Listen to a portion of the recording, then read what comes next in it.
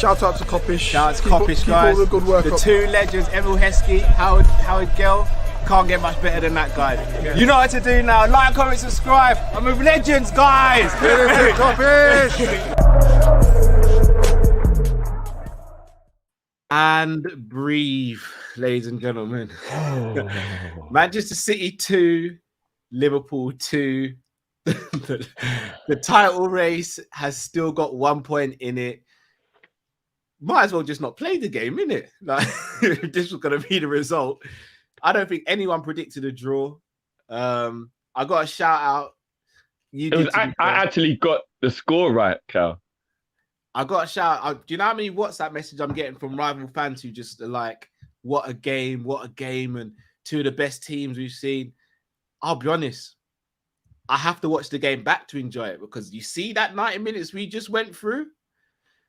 I'm gonna be real. You see when we switch streams, bro, I had to lie down on my back flat to get the blood flow going properly again. I'm in the mud. I'm fully in the mud. That but was my head has that, like, you know, I don't know if you've ever, like, I don't know, say you're like, I don't know, building the cot for a little man or something.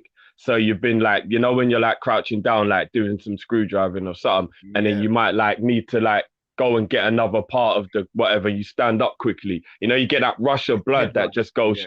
Yeah, that was how I felt when the final whistle blew in that game. It was like all the blood was just like, that was a tough game. But it was so similar to the Anfield game in the sense of the first half, we weren't at the races. Second half, in my opinion, we played better. And it was just like, it's the same old. I said the room. I'm gonna be honest. My missus has gone out with the kids, and I think it was for the best. I think God knew the reason why, because I'm on edge. I'm on edge. After the Friday stream, it feels like little man started to rebel already, bruv. So, like, I might need to crack the whip a little bit, bruv. You see that game there? Oh, geez, that was a really tough game. But you know what? Applause to both teams, man. Applause to both teams. Because other than the first half, we'll get into it. We were diabolical. But this is what I'm saying, Drift. Man City weren't as good as us in the second half. We weren't as good as them in the first. It was just that good game. It was literally both games have been 2 games of 2 halves. It's been crazy. So I can't even be mad at it. Like, as I said, all I wanted us to do is improve from the first half, and we definitely did that. I do think Klopp could have made changes slightly sooner. But again, look, it's a pressure cooker as well. Like, it was such fine margins in this game. Such fine margins. Like Kevin De Bruyne's goal, that's a deflection. That's 9 times out of 10 that just ricochets and goes for a corner or goes back into play. They get that all the time against us, isn't it? Them jammy little kind of. Jesus' goal. How many times have we seen that go over the bar or hit the bar and come back out? Jota's first goal, Edison would usually save that shot. Yeah. So it was just one of them games, man. But you know what? First and foremost, we've got a shout out to everyone who joined us in the last stream as well. You lot are the real MVPs, man. Yeah, man. We nearly hit 1,000. I think that might have been our highest number for a watch along. So big up everyone. Definitely was. That's humbling considering you could have listened to the Martin Tyler commentary in that. Should have probably. To be fair, it was Neville and Carragher on commentary. Oh, Neville and Carragher. Yeah. You know what? Then I love you lot even more. Then, Drift. Your thoughts? We need to break this down half by half because it's going to be 2 totally different conversations. Yeah. First half was diabolical. The only players that could come out of the first half with their head held high was Ali, Thiago, and to a degree Jota, because Jota got the goal, and Robbo. Those 4. Other than that, sorry, Ali, Thiago, Robbo, and Jota, because he got the goal. They're the 4 that I would say could come out of the first half and kind of like be like, guys, come on, like, would have had the right to go into the dressing room and ask the others what they were going to bring to the game. Do you get what I mean? Not Matip drift. Nah, bro, I thought the rest of the defense was poor in the first half, bro. I did. Van Dijk, I would have hooked Van Dijk if it was an ideal world and you've got like somebody good enough to do it for. I mean, maybe not literally, but like, you know what I mean? Like, that's how bad I thought he was in that first half. Like, it was diabolical, bro. I think you're going to have to go through West Ham away, maybe Arsenal away, maybe. There's one or two that are popping into my mind of which could be as bad or worse, but that was a bad, bad first half of football. It really was. And we were very lucky to only be 2-1 down at halftime. Extremely lucky to only be 2-1 down at halftime. And again, now the dust has settled and I can, I have a rational conversation where my emotions are a bit calmer now. City completely outplayed us in that first half. Their passing is impeccable. And the way they get the ball and just had that game plan of hitting it wide, where they know there's going to be ample space, but they've got the ability to A, execute the pass, and B, control the ball when they're put in on goal and actually be able to create something out of it. They just kept doing it over and over and over and over again, bro, in that first half. And it was infuriating me that we weren't doing anything to counter it. I know that's our game plan and I know that's what we do, but I don't like the fact that we don't adapt if we notice the opposition are really doing well with it or breaking us down, or do you get what I mean? Like, it just infuriates me that we're obsessed with offside, Cal. We are obsessed with playing offside, bro. I'll be honest, Jeff, we're always going to have to agree to disagree on this because I don't have a problem with the high line. I have a problem when players don't react. And I think that's the thing. I think we can talk about tactics and all that, but if players don't react, for me, you can't blame the manager or the tactics. If a player just doesn't react, it's not on the tactics. There's nothing else you can do. As a manager, all you can do is set up. The player has to use their brain and use their intelligence. I fully hear you. And the reason I say that, Matip's a centre-back, right? But Matip picks his moments when he goes forward with or without the ball and causes chaos. That's not a tactical thing. That is a Matip using his footballing IQ. Yeah. So when I say things like the high line's not the problem, it's the personnel. Like, what was the one where Trent, it was the second goal for City. That for me is not tactics. That is Trent. Remember, Trent was level with him. Trent can see everything in front of himself. Trent stopped running. As a fullback, you don't do that, especially unless Ali gives you the call and says leave it because the ball's going off for a goal kick. You continue running. But here's what I think, Cal, because even though what you're saying is true in terms of you've got to use in-game intelligence, so I fully agree with you on that. But the thing that I kind of worry about is, and I've said this in the past, are the players so obsessed with making sure they get it right because of how much it's what is grilled into us, that is why they don't watch the runner, because they don't want to be the one that Klopp can berate afterwards of, well, if you hadn't dropped to chase the guy, you would have played him offside. And they're like always just worried with the obsession of the high line. Because how do we know that weren't what was in Trent's mind in that moment? Maybe he went to run and then thought, no, I've got to play this offside high line. So he's thinking, if I run in, I'm playing him on. Do you get what I mean? Like, I just think we're obsessed with it, Cal. Like, I really do. I think that's the case for the centre-backs. For the full-backs, it's not, though. And the reason I say they're all of them, bro. You got to keep a line, right? They're all the same, to be fair. It's different for the fullbacks because the fullbacks, can see along the line. Trent could see along the line, but he can't see what's behind him. So regardless of whether you think someone's behind you or not, you've got to make that run in behind. And then you leave the rest of the officials. But Trent, he wasn't reacting, and that's why that happened. He didn't. Do you think it could have been because he was at left back from it being a corner? And that he was a bit disorientated being in the wrong part of the pitch. We always do that from corners, and he's never made that mistake before.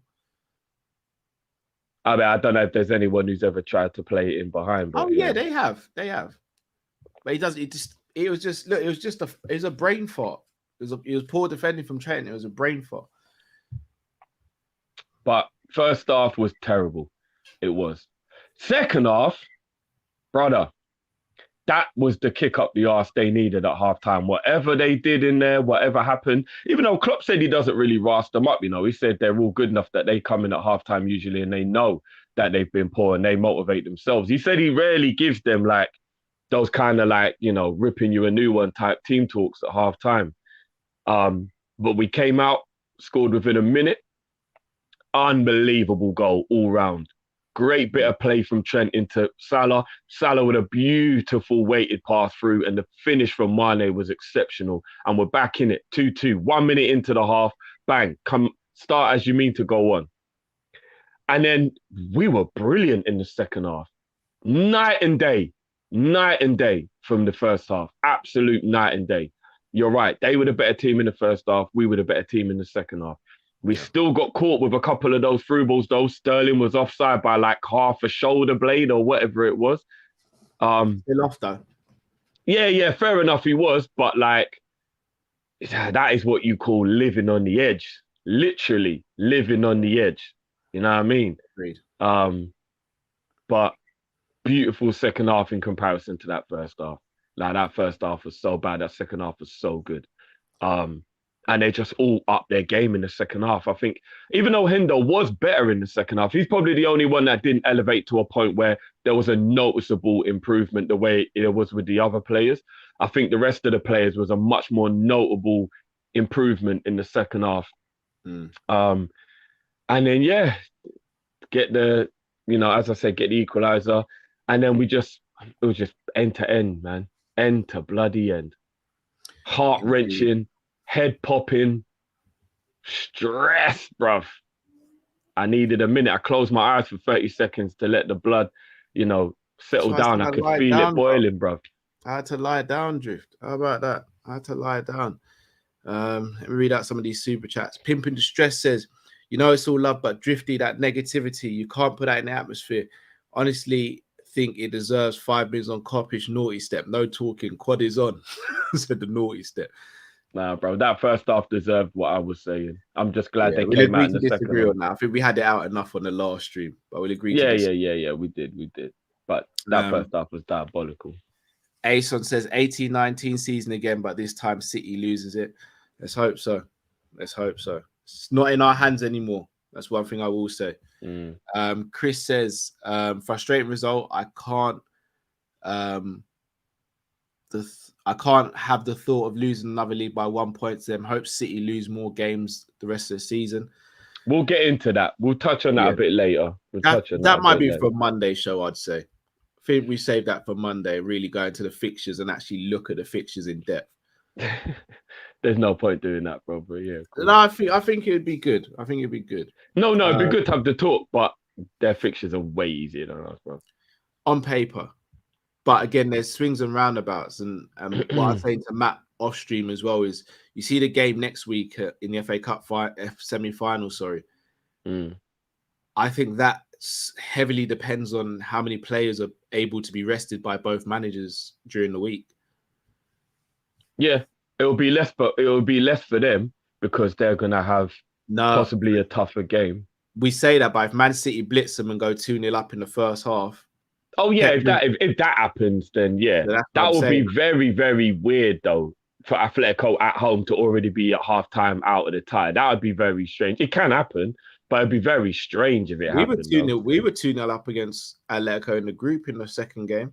They've massively improved since then, though. I didn't even think they'd get this far, if I'm being honest. Yeah, so true. They just about got out of the group, remember, but they've improved a lot since then. Yeah. Bayesian Barnes says, although we didn't play great, we could have still won this. Fab's worst game ever for us, and Jota breakaway should have squared the ball for Mo for the goal to equalise. Quad is still on. Let's go. That's what I was saying to you in the game, Drift. When he broke, Jota could have squared it to Salah. I'll have to go back. I can't remember the one with you lot talking about. I'll have to go back. Jamrock says, sorry, Matt, disagree. That midfield lacks dynamism and pace. It needs to be addressed. I will say it again. Attacking midfield of Ox 17-18 season to play a midfielder of Ox a 17-18 to play that 8 is needed. I get the logic in that. Ox used to be so dynamic in that role and cause so many problems. I do get where he's coming from with that. We got no one in midfield that puts their defense in that worry mode of someone just breaking like the way De Bruyne did. See the way De Bruyne today kept breaking from midfield, bro, and just taking we nearly killed him 3 times today, bro, because he just burst him through and then we just had to take him out. You know what I mean? Scant says, why Liverpool always do this to us? We got to do it again Saturday. I'm done. I need to go have a drink and sleep. I am not. I hear you, bro. I hear you. See that bed upstairs? It is calling me. I am so tired right about now. It is mad, and I've just had an adrenaline dump. I can literally feel myself having a dump. Them ones there. Yeah, Jamrock says that high line makes you lazy as a defender, in my opinion, especially a defender like Trent. Sometimes VVD as well. That's what makes it. That's makes you use it as a crutch. I hear that as well. It can do. Yeah, I've never thought about it like that, but yeah, maybe it is like, oh, well, you told me to play offside. Asian Bar says, drift on my G, but I have to disagree. Trent head was gone. Jota pointed out his man and he didn't listen and ball watch to allow Jesus to score. Paul. No, I'm not even saying that you lot are wrong. So, like, fair dues. But I was just saying to Cal, is there a possibility it's him just being obsessed with playing offside, why he didn't track the runner because he doesn't want to be moaned at, that if he'd have just stayed where he was, he would have been offside, but chasing after him has meant he's played him on. Because I've seen that happen before. I genuinely have seen a moment where I'm like, he should have chased him, but he was too busy trying to stay in line with the rest of the players. Yeah. Mohammed says, I think Salah was fasting. He was struggling with running and catching his breath, let alone the football. Oh, I disagree with that, Mohammed. I think Salah looked fine physically out there. When he got the ball, I think he did decent. But I think Man City did well in stopping the supply to Salah in dangerous areas. Is it me, guys? Or has Mo stopped making the type of runs that used to get him in on goal regularly? I feel like he actually hasn't been doing it as much, which may be why he's not, because I don't even remember a time when he was even in on goal. So I don't know, man. Yeah, that's a point I'm trying to figure out myself.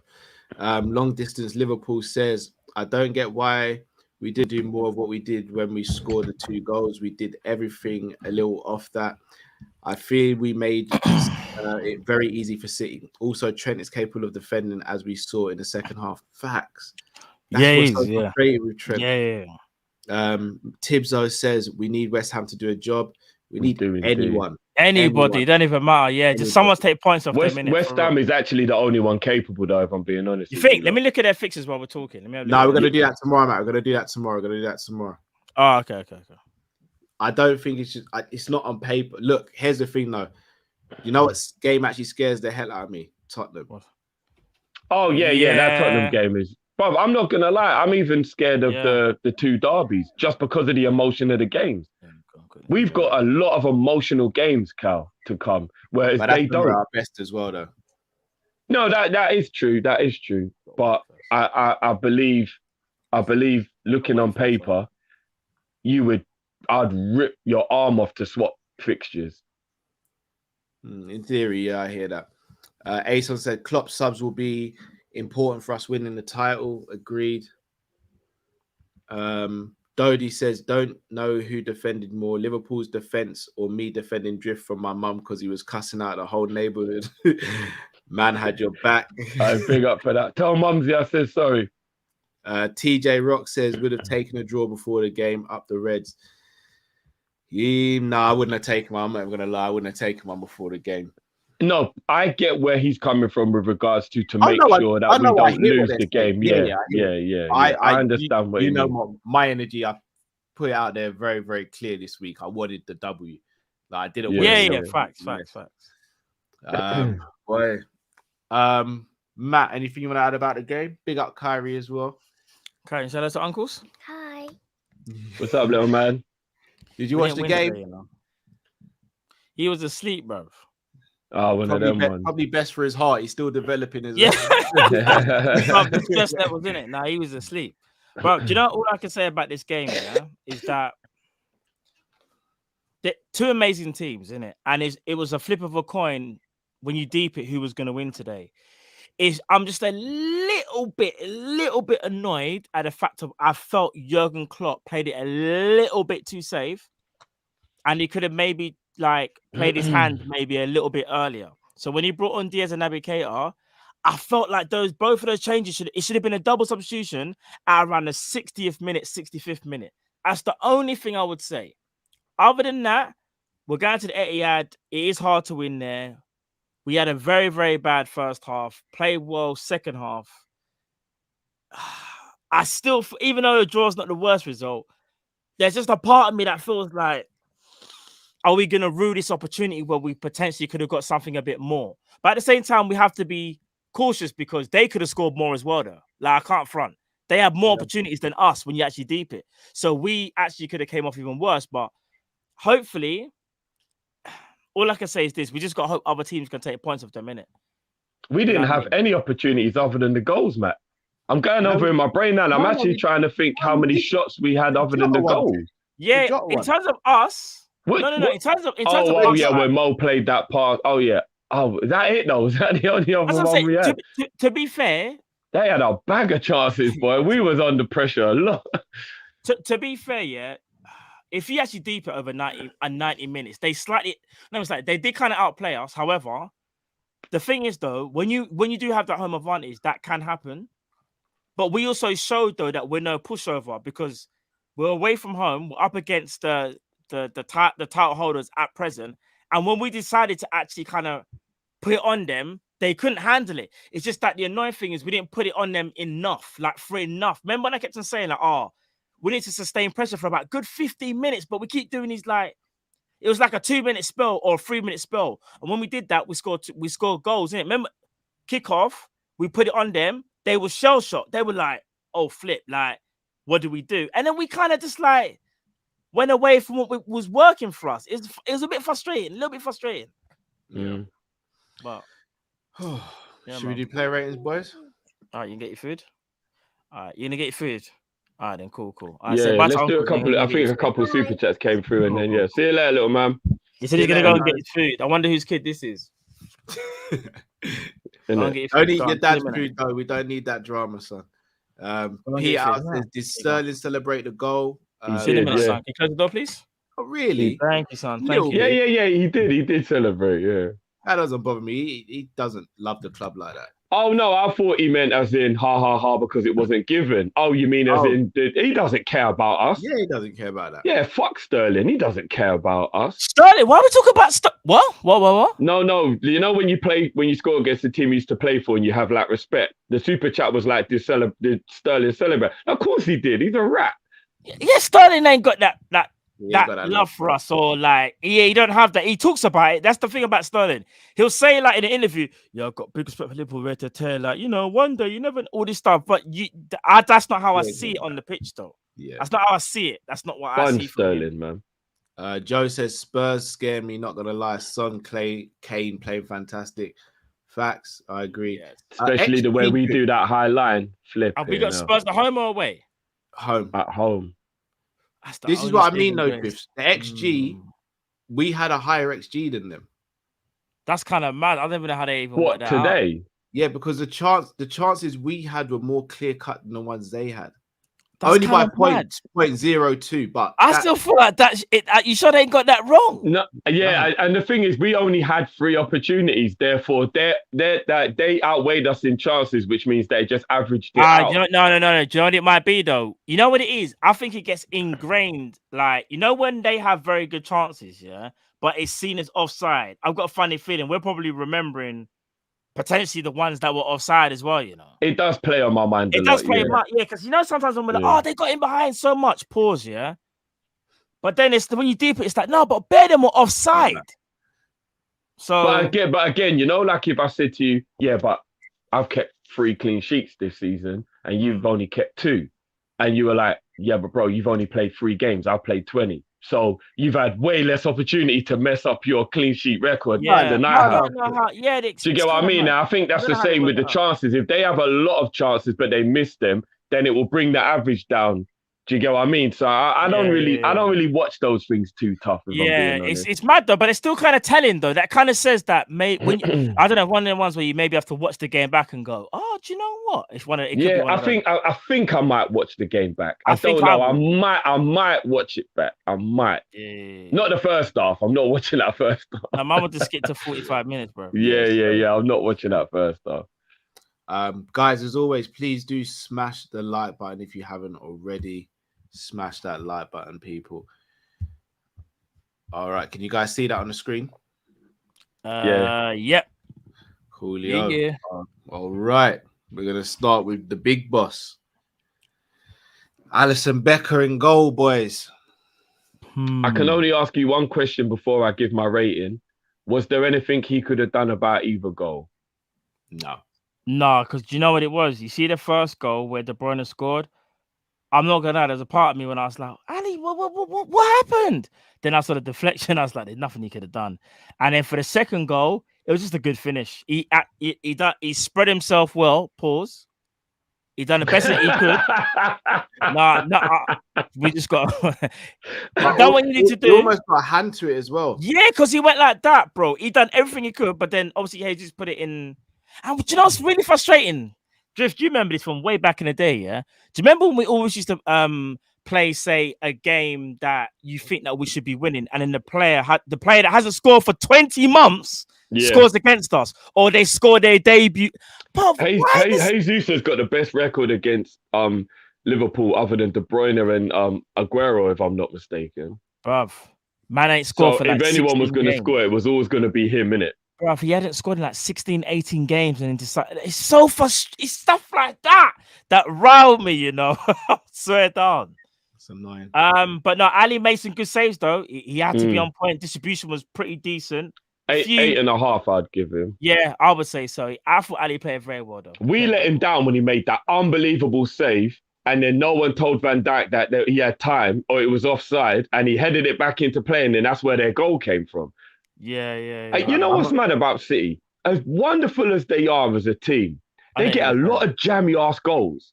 Yeah. No, do you know what I was gonna say? As great as they are, their blueprint. Do as well, you know, Drift. When you look back on our season, we get our fair share as well. Yeah, I don't know. I can't remember ours, innit? I only remember the ones that bother me. Nah, for real. Do you know what though? I'm gonna go back to a conversation that we must have had maybe like, see how good my memory is. Maybe about 3 years ago. And I actually remember we were debating about, do City play good football, rare tear. And I remember like me and Kyle were like, well, of course they do that. They play sick football. And Drift was like, they do, but all they do is cut it back. Like that's just all they do is just spam the ball and cut it back. 3 years down the line, they still play amazing football. I still think mine and what me and Kyle said is still valid, but Drift has a very valid point. I cannot lie to you.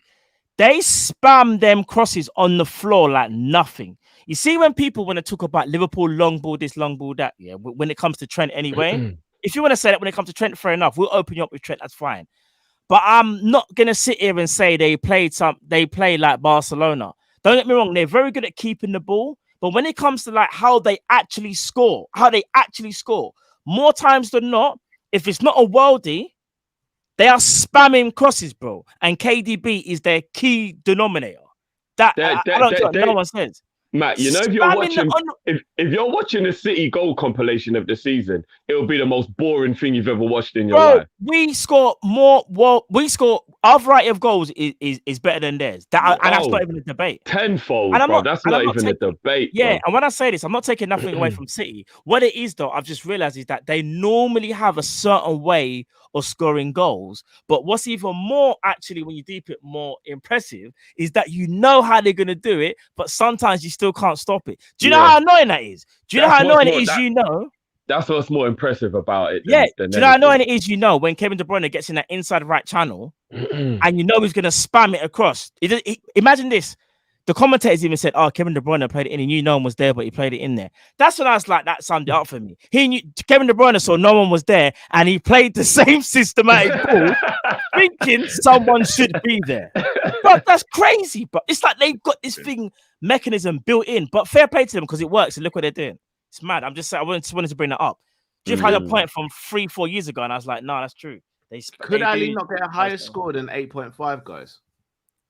Ooh. No, I think if you're going into the nines, you're going into like a world-class performance. And I wouldn't say he had a world-class performance. He just done really well. Yeah, I wouldn't. You know why? There was a bit of saves. He came and collected when he needed to. Came and swept up when he needed to. Didn't make 8.5 is higher though, bro. I think 8.5 is still a very good game. Ain't very good. Hold on. Hold on, Carl. Can you scroll up a minute, please? Sorry. What's 8.5 again? I just need to see what it represents. 8.5 is very good. Yeah, I think that's good because 9 is a bit. I'd have gone 9/9.5, but I think he's a very good. Oh, Right, you'd have gone that high. he made no mistakes. He kept us in the No, game. no, I as know he well. didn't make any mistakes, but I just don't know if he did enough to go into that. I mean, yeah, 9 is like. Do you know what it is, Carl? 9 is like. I'm just trying to think. What he would have to do something a little bit more. I know it's hard to kind of think exactly. there'd have to be one or two worldy saves or something thrown in No, for me fair to enough. get into but the we're 9. giving him praise for the things that he had to do well, but not only that, not the basic things, other things where he's called into play, he had to deal with, and that's why I give him an 8.5. Fair dues. And so the drift, yeah. He had a brilliant pass to Mo in the second half from a goal kick. Yeah. He loves the drop kick. Trent. That was a game of two halves for me for Trent. This is a tough one, isn't it? Because if I'm being honest, it's like everybody's mark is almost 2 down just from the first half. I'm not gonna lie. First half, I think Trent was getting everyone mad because. So should we mark everyone second half and then take 2 points? No, we can't. We gotta keep it apart. No, I'm saying mark everyone on the second half and then take 2 points off whatever we give them. Well, all right, it's how I see it. I think you gotta run them on the whole game, bro. I think for me, but that 2 points off is because of how bad they were in the first How half. bad do you think he was in the first half, in your opinion? In the first half, I wouldn't have given Trent higher than a 2. Oh, wow. I thought he was diabolical. You think he was that bad? Brother, A 2? I'd have given him a 3 because of the assist. Oh yeah, I would have said a 4. Yeah, 3 because of the assist. He was diabolical. I would have said a 4, guys. Nah, bro, he was diabolical in the first half. No, but remember, a 4 is still. I'm looking at. Listen, you might say this is a politician answer, yeah, but 2 to 4 is still poor. All it is that he's not on the worst side of the spectrum when it comes to I know, the 4. bro, but if I said to you, you'll get 2 beats this week or 4, it makes a difference, bro. So. Pause. Actually, I ain't pausing. I'm fast forward for that one still. Fast forward. Fast forward. Forward. He said forward. All right. If I'm gonna be honest, I thought it was a 4, and he got an assist. But yeah, maybe it's because I'm not gonna lie, I'm a bit of a Trent stan. Everyone knows this already, so I'm always gonna give him that. I adore Trent, but that's besides the point. First half was a 3. Second but half. I would I said 1 mark more than you, man, and I thought second half he improved very well, and especially when he was under pressure at times, and he still played it in, like the passing was still sick. I'll give him a 6. If I was only rating his second half, I'd give him a 9. If I was only rating the second half, I thought in the second half he improved unbelievably. Unbelievably. He started to watch the runner, never got beaten. Defended well. He did, guys. His passing was massively improved. Not 9. I'll say just the second half. I said if I was only rating the second half. Nah, not just it can't be a 9. A little bit high for me, but he improved dramatically though. To your point, he did improve dramatically. It's just I guess it's how you rate it. But right now, I'll give Trent. I'll give him a 6.5 personally for me. Anyway, 6.5. Be a 6 for me. Okay. I'll give him a 6.5 then. 6.5. Cool. Second half was amazing, but the first half was so bad. Right, Trent, if you're watching, you not saved your ass. Trent knows his first half was terrible. He knows his first half. Yeah, he played. Yeah, nobody needed to tell him his first half was terrible. No, for real. Matip. I thought Matip played well, you know. Second half he did, definitely. Matip played very well. Second half, he's one of our best performers, bro.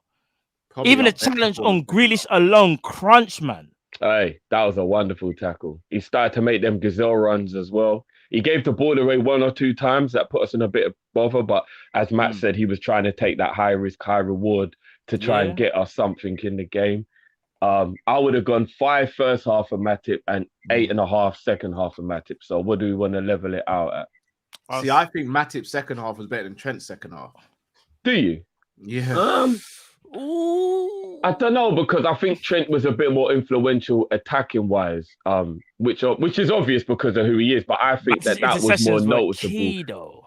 Trent was playing unbelievable passes to Mo, because Mo got in quite a few times in the second half, or he got 1-on-1s. He didn't do much with it, but it was all good passing from Trent. That was like, you know what I mean. And Trent did a couple of good crossfield passes to. I'll give Matip an 8 overall. I'd have gone 7.5. Oh, okay. I'll say he had a better overall game than Trent though, because he was better. Yeah. Oh, yeah. I gave Trent a 7.5, so I've got to give him a higher score than Trent, so I'll give him an 8. You gave Trent a 7.5. Yeah, wasn't that what I gave? No, you gave 6.5. You said to Trent. Oh, was it a 6.5? Oh, yeah, it was, wasn't it? Sorry. Yeah. I thought I gave him an 8, a 7.5. Yeah, so yeah. Yeah, 7.5 for me for Matt. Yeah. Okay, 7.5 then. Yeah, that's cool. Virgil. Oh, he's probably worse than Matip today, you know. Not by a lot, but then I think he did do some things very good as well, though. Yeah, I think he had a better first half than Matip, Cal, but Matip had a better second half. I don't know if you agree with that. I think Virgil's a 7 today. Yeah, I'm all right with that. And that's the first time I've ever seen him take somebody, just take him out. Just be like, fuck it, he's getting away from me. And what was really worrying for me today, bro, I know De Bruyne is like, he's got that Gerrard type of pace where you don't actually realize that he's quick because he doesn't look like he's good, but he is actually quick. But at the same time, he's not rapid though. And it worried me how he was just getting away from every marker in the game. No matter who it was, from Van Dijk to Flacco to Robbo, it didn't matter who it was. He just accelerated away from them so easily today. And I feel like the players had a bit of lead in their legs today. It was. I don't know if you agree with me. No, I saw that. He was accelerating away from players he shouldn't be, because he's not quicker than Robbo and he's not quicker than Virgil, but he was just accelerating away from them. And I was just like, what am I watching here? This is like a bit worrying here. Yeah, Kevin's a problem. Yeah, Kevin's definitely been playing a lot better since I cussed him. Maybe I should start bigging him up again. For real. Well, I didn't cuss him. I just said I think that people go a bit overboard. Yeah, 7 for Virgil. I think that's about right. Robbo.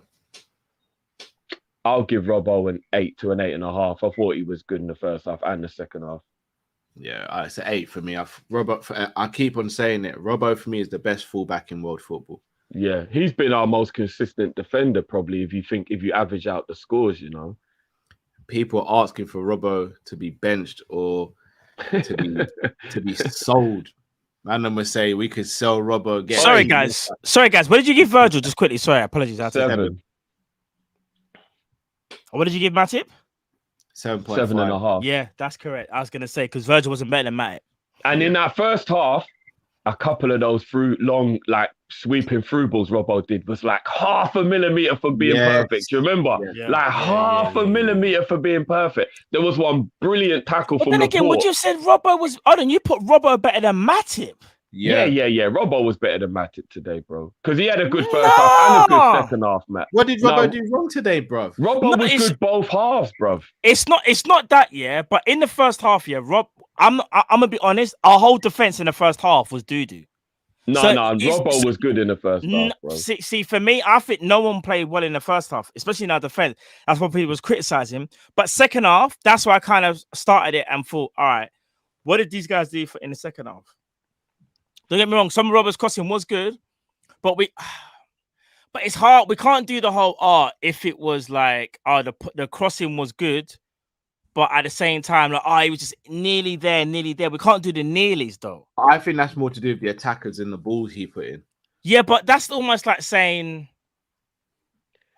all right, that's like he hit the space and it's up for everyone else to make something of it, bro. So. Can I be honest? You know what it is? That's like me saying the other day, Naby Keita should have got another assist in what game? I'm trying to remember what game it was when Diaz should have scored. It was against Benfica. He should have got 2 assists, Yeah, but so we never marked Naby down for that. No. I'm not marking him down. I'm just saying I still wouldn't give him that mark because even though I know he should have got the assist, he didn't get the assist. Oh no, I would, Matt. I'd give him the mark for that. Oh, would you? Okay, fair enough. For him, because if we're marking it individual, there's nothing more he could have done. So the way I switch it, say for example, I'm an Uber driver. Yeah, you need to get to a train station at 7:10 because your train comes at 7:15. If I get you there at 7:10, I've done my job. If you then take more than 5 minutes to get on the train, that's nothing to do with me. I hear you, but I just feel like if I'm actually deep in it, Matip was actually kind of sick in the second half. I wouldn't go to as far as say Robbo was sick. I thought Robbo was very good. Well, what's so mad is that very good is actually an 8 when I'm talking terminology. But I just thought I don't know. Robbo was quite a lot better than Matip in the first half, so it evens itself out. Yeah. Because I think he was the only defender that wasn't poor in the first half. He makes. I can't tell you the last time I've seen Robbo make a mistake. Yeah, he wasn't. Robbo's defending wasn't poor in the first half. It was the other three, bro. It wasn't him. I don't know. It's not that. I think it's a case of. All right, let me put it like this. When and again, it's only small though, innit? When Mahrez came on, Robbo was a little bit like headlights there, little bit. But that Mahrez do that to anybody. Whereas in that second half, Matip like controlled everything anything that was involving Matip dealt with it. There was nothing that phased Matip. Remember they did get in a couple of times where man had to just take them out and stuff. It wasn't flawless, bro. No. That's not Matip's side. That was Matip's side, though. No, but Matip was about to get done by De Bruyne. Why Virgil took him out? No. Do you know why I think that's a bit disingenuous? Virgil done that. That's on him. We can't say. No, I know, but he was about to do Matip. That's why Virgil did it. If he knew Matip had it, Virgil didn't want to take the chance. No. In my opinion, Virgil didn't want to take the chance. You couldn't leave it to chance because you're right. It's 50-50. But I don't think Virgil was thinking if he's through, he's definitely going to destroy Matip. Virgil's thinking, I don't even want it to get there. Let me end that there. Master of the dark arts. He played that card there. In my opinion, he knows how sick Matip is. I don't believe Matip had a better overall game than Robbo, but he was good. Don't get me wrong. I'm not saying Matip was good, but in the first half, Matip was all over the place, Matt. I don't know how much you saw the first half, but Matip was all over the place in the first half. I just thought he was bad, but I don't know, man. I just think it's a bit disingenuous. But it's cool though. It's fine margins. We're talking half a mark. It's not like we're talking too much. So it's cool. We move on. Here is where it starts to get sticky. Oh, the midfield. The midfield today. Mm. Aye. The midfield. Flacco, this hurts me. I gotta keep it a buck. 5. I agree. I mean, Matt, you can give a rating. Me and Drift already hang him out to dry. I was gonna say you lot have already kind of. That's Flacco's worst game in a Liverpool shirt this season. I'm gonna be honest. Brentford. I thought Flacco didn't have a good game and today. West Ham. Oh, he's had a couple. Fabinho was bad though. He was bad. He started the second half brilliantly. Do you want to know something? I'm here to make an excuse for him. The standards that he sets, are so serious that get out of here, Matt. No, get out of here, man. You lot don't let me do that with Hendo. Man don't want to hear it. But all jokes aside, he had a bad game. And I fully understand the 5. However, one thing I will say is it'll be interesting to see what we give the others because he wasn't the only culprit that was stinking up the joint. We have to keep it a buck. But you're right. He does get a 5. And not only that, he gave away the foul on Bernardo, and he could have got a red as well. He's playing on he almost looked like he just he's every now and again he's drunk. I'm seeing Klopp and Guardiola embrace Klopp and the way Guardiola just embraced him. It makes me dislike him a little bit less still. I'm not gonna Bro, you can't hate Pep, bro. You can't. Sorry, can I? He hugged Klopp like, you see when we ain't seen each other for time and we give each other a proper embrace. That's how he embraced Klopp, and it was just like, yeah, I know. It warmed me still. Like, you can't hate Pep, Cal. You can't hate him, bro. You can't, bro. Bro, I'm telling you from now. You see, like, I reckon if there's no cameras off here, if there's no cameras on, and like them man were just talking football, bro, I reckon out of all the managers in the league, they get on the best. Like, say you put 2 people in the room and you just said, just talk about football. Bro, just talk about football. Bro, they're Professor X and Magneto. And the only reason why they've got a beef is because they've both got different interests, isn't it? That's it, bro. Different ways of doing it. Who else is sitting at the table and having a football conversation with them two? What, Mikel? That's currently a manager now, Conte, and that's it. No, and Ancelotti. Bro, you think Mikel?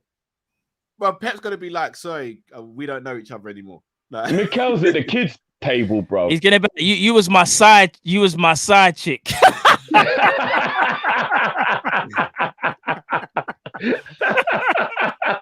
Bro, I'm telling you, he ain't got time for Mikel no more, bro. He don't even get to stay the night. He's got to get an Uber. Trust me. They're done. Staying over and them things there. But boss, I've got some tactics. I want to run past you. Nah, big man. Them days they are over. Them days are over. Asking for tips and that. You know when man's in the outhouse, man just looks after the yard.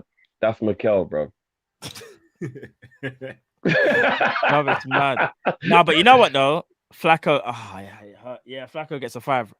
Rebecca, though, I don't want no smoke. Yeah, I don't want no smoke. It's all love. It's all love. It's all Kopish love. wants no smoke. I don't want no smoke. So, No but it's smoke. a 5. It's a 5. Respectfully, it's a 5.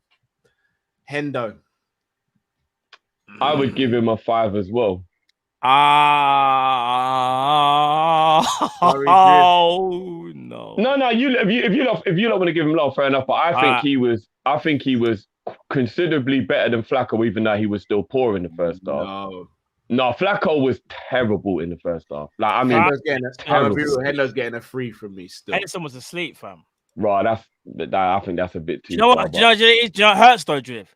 He didn't really improve in the second half, and you said it yourself. You're like, no, he didn't. He didn't, and he just leveled out, and that's why I feel like Flacco's improvement based on how bad he was, but Hendo just staying the same the whole time is why I would just level them both at the same. But if you lot give him a lower mark, I won't argue it. Hendo had a bad game, but I think in that first half, Flacco was so bad in the first half that I think it just evens itself out. But fair enough. Me personally, I'd give him a 4. I think he was lower than. I don't think it was a 3 though. I would say he was definitely lower than Flacco. He didn't improve in the second half. Like, I think he made the odd thing there. But when you are, and again, because here's the thing, we've got to use the captaincy as a positive and a negative at times when it comes to criticizing anybody.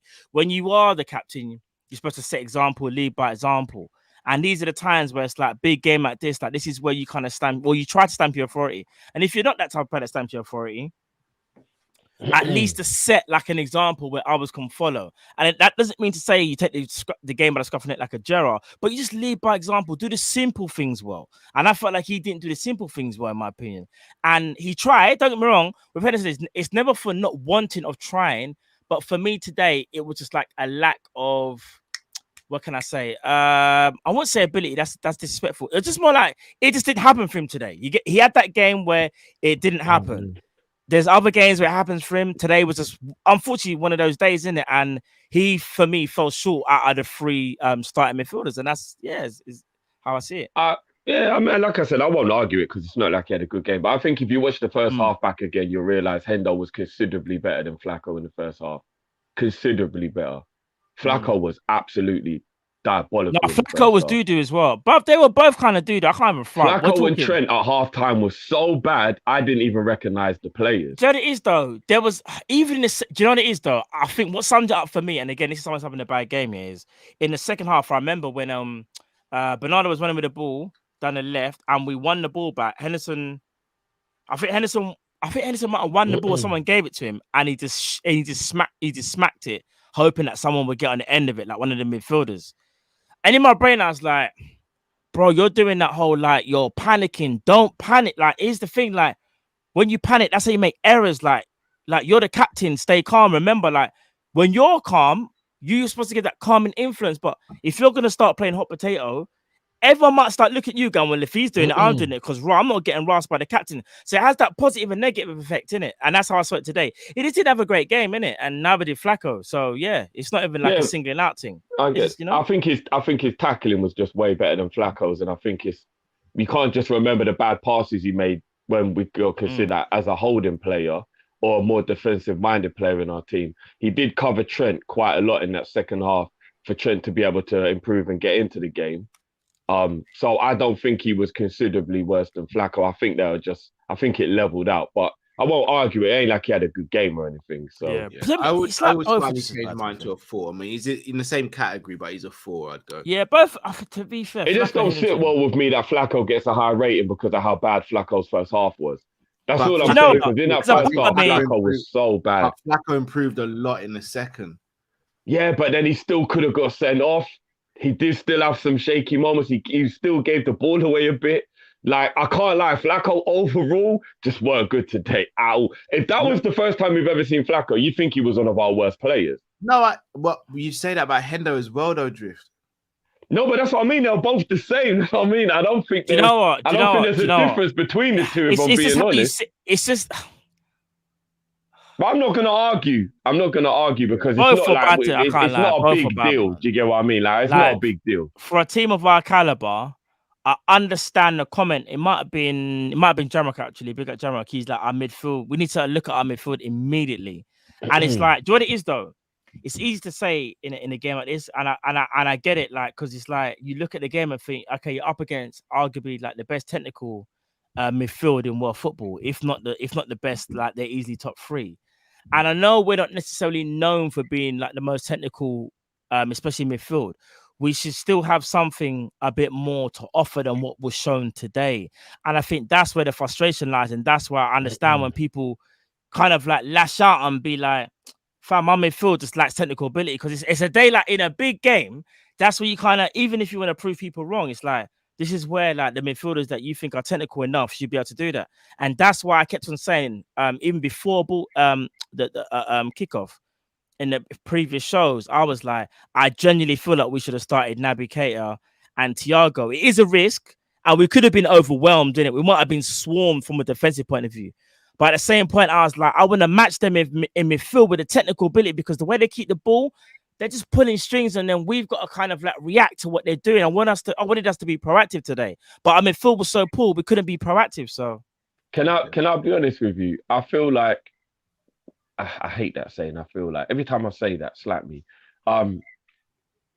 I personally look at our midfield, and as brilliant as some of our players are individually, if they're on top form, because if we're keeping it a buck, everyone can have poor form. In top form, all of our midfielders are good, if not exceptional. Yeah, in Flacco, Thiago, Hendo, Naby, Elliot, Jones, like they're all like in top form. They're all very good to exceptional players.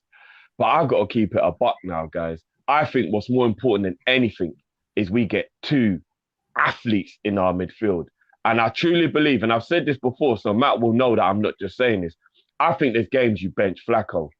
And not because I think he's a bad player, he ain't got the lateral movement. I do believe we need a holding man who has genuine pace. So when we play teams who've got real pacey midfielders, we've got somebody who can be in and around them. I don't like how hard Flacco struggles to keep up with players who are quick, like De Bruyne, for example, today. He just schooled him because he just couldn't keep up with him. And that is the part that worries me about Flacco. Basuma's that guy. I get it, because he's got that athleticism. Tchouaméni, like, I think we've got to get one of those midfielders in there that's got pace, bro. We can't keep on having a midfield that is so... Because you know what? 5 years ago, Hendo had that pace, but he's older now. He's had all these injuries. Agreed, Do you get what I mean? Even Milner, to a degree, 5 years ago, had that pace, but they're all older now, innit? And the legs aren't like they used to be. Ox used to have that pace. He hasn't been the same since he got that knee injury, though. Like, we need pace in the middle. We have to get dynamism in midfield. We like dynamism. Yeah, we have to. A game like today, they can't run around us like that if we've got legs in there. Do you get what I mean? Like, they just can't do that to us. So I genuinely believe that as good as Flacco is, and don't get me wrong, he's an absolute baller. We know that. But there are some games where the opposition, you know, they say styles make fights. Like, Flacco's not good against City. I don't think he's ever played good against City. I'm being honest. No. When was the last time Flacco had a brilliant game against City, guys? 18-19, but he didn't start. But again, and 19-20 as well, because he scored the banger as well. You're forgetting about that. The year we won the league, he went like this. Are you forget what time is it? Remember? I'm talking about the overall game. I'm not just talking about the goal. But what I was gonna say is, I'm not fantastic that game. I'm not disagreeing with what you said in terms of the I agree with that. We need dynamism in our midfield. However, I still think you can play Flacco. It's just what it is that, say, for example, you had a Tchouaméni. That's where, in my opinion, you could play a Flacco, a Tchouaméni, and a Thiago, so to speak. At least one of them has to be dynamic. But because we've got nobody dynamic in our team, that's where it is. And that's why I understand when you say like a Flacco. But Flacco is so good from a tactical and technical point of view, like a Thiago, because them man aren't dynamic. They got the mind and the technical ability. However, Henderson, like you said, Jiv, used to be that guy, the athlete, where it's like even though he wasn't like Tchouaméni or Kante, he was athletic enough. But now he's on the wane. You start to see the cracks of like how the how everything used to like sort of like go glued together, so to speak. You can see the little cracks start to appear. That's what I'm saying. Yeah, because our best midfield in under the Klopp era in terms of success was Gini, Hendo, and Flacco. And that was 2-3 years ago when Gini and Hendo had legs for days. Like they were all over the pitch. Like we would just almost force teams into submission with how much we would just pressure them all the time. Gini's gone and Hendo's older now. Do you get what I mean? And I feel like that's why our midfield is so like weak, even so to speak. I don't even mean to maybe go too far, but like I don't think we rough up other teams anymore. I don't think we get in their face anymore. I don't know. There's a little part of me that just really feels like we've got to get some athleticism in that midfield as quick as possible. We really do. Yeah, so, agreed. What are we saying for Thiago, boys? I thought he was the best midfielder today. He was. I got a yellow. Wouldn't go too high though. Maybe only a 6.5 though. I was going to give him a 6.5 personally because I think he was the most progressive midfielder. Took the most risks, and the risk, obviously, high risk, high reward. But again, obviously, made the mistake, got a yellow, but played well. Still, when he had the yellow, Klopp gave him the confidence to still play well. So for me, I thought Thiago was good. You know, I really did. I just think he needed a partner to kind of vibe with in midfield. But unfortunately, Flacco and Henderson went at it today. So I give him a 6.5. You know what? Actually, no. Considering Thiago was one of the better players in the first half as well, 7. Yeah, 7. Because he's got to come out of it with a higher score than your likes of Trent and all that. Because he was good both halves. No, I agree. That's maybe even a 7.5 actually, to be honest. Because he was actually good both halves. I think I 7. give him a 7. Yeah, I'm just saying he was one of the only players in the first half that could come out with his head held high. So I probably would go 7.5 to be fair. Sorry, guys. I just saw a quote from Pep Guardiola. I'll quickly read it out quickly. Pep said, I respect Jurgen Klopp so much. He's made me a better manager. We are not friends. We don't lunch together. I have his number, but I don't call him. There's respect. He knows next Saturday I will try to beat him. You got to respect Pep, though. I like it. What he's basically saying is, during an interview, I've got to act as tough as I am. But yes, I do call him. Yes, we do have lunch, but no one knows about it. If you look at the level that they've taken it to, it's the best rivalry in Premier League history. Yeah, I agree. I agree with that. Because of the actual level they've taken it to. We're talking 95 points and shit. Both teams, like it's mad, bruv, when you actually deep it. But yeah. Agreed. Salah. I'll let you lot go first on this one. Got an assist for Mane. He played. He didn't play well first half. Second half, I thought he played better. I thought he improved his game. As I said, got an important assist. We hit them while they were cold. I would go 6.5. I would go 6.5 for Salah. I don't know where you got. Got the assist, played 2 wonderful passes. Jota just couldn't get on the end of one. He got a lot busier. He got a lot busier in the second half. Started to help defend a bit. The reason why I got to give him that rating, not because of him doing anything bad, I just don't think he was in the game loads either. He wasn't. But that wasn't still far from. I think that was just the way Man City set up. Yeah, they overloaded that side. Do you know what? He did also get back and block quite a few things, help Trent out because Trent was obviously struggling first half. You know what? Yeah, 6.5. Yeah, 6.5. Yeah. Jota. This is a tough one still. No, I'm calling it how he is. He's a striker. I don't know whether he will ever have this extra 10-15% that we want him to have in terms of how like build up play, but then Cal made a very good point when it's like it's just the basic things. We're not even asking for some mad stuff. But you see, there was a part in the second half when we all kind of just looked at each other on screen. We were like, "You see what Mane just did there? If only Jota could do that." And all it was the ball was played to Mane. Mane held up the ball, beat one man, and laid it off. It looked so simple to us. What Mane did probably wasn't easy. But at the same time, it's like, Jota, if you could do a bit more of that, bruv, that's all we're asking. But let's be clear. Let me be clear. We were calling for a striker. We were calling for one. oh, let's get a striker. He didn't care about build up play, just bang in the goal. We finally got one. And now he plays for us. We're going to find an issue with it.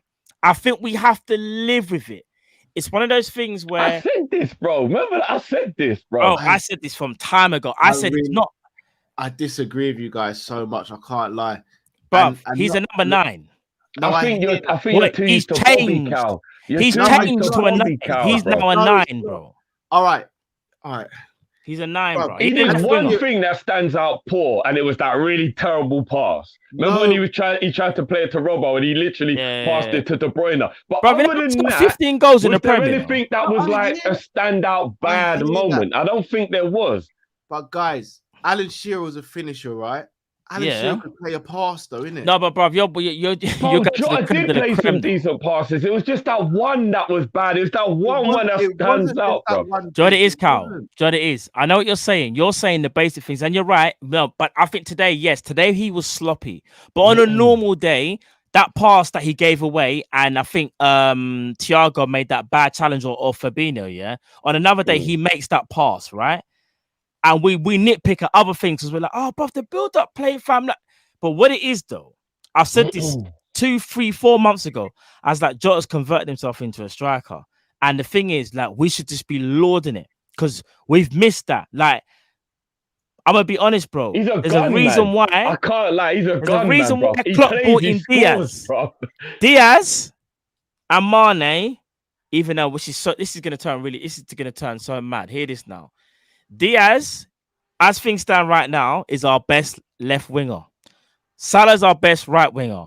Through the middle, them man are playing tug of war right now because I don't know if Jota can wholeheartedly speak to Mane in certain aspects.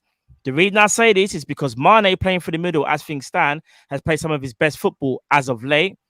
Not necessarily from a goal scoring standpoint, but from just overall playing football. It's just that Jota's got the goals. Then you've got a Bobby Firmino, who in my opinion is the mix between the two, but obviously been a bit injured. I'm going to be honest. I see Mane, the more I'm seeing this team right now, playing more for the centre. I think Mane is a bit more effective for the centre. Matt, you just said maybe not the goals. You know, Mane's only got 2 goals less than Jota. Yeah, but people don't want to have that conversation because Jota's a gun. But for me, Jota's a gun, man. And remember, I said this a couple of games ago. So what's Mane then? I'm not gonna be as harsh on Jota anymore like I used to be, because even though I do get where Cal's coming from, you do have to be a bit better in build up. You can't give the ball away and do silly things and whatever. It's not the build up drift. Sorry to cut. He's not Matt and drift. It's not the build up. I don't need him to be doing Bobby flicks and all that. I don't care about that.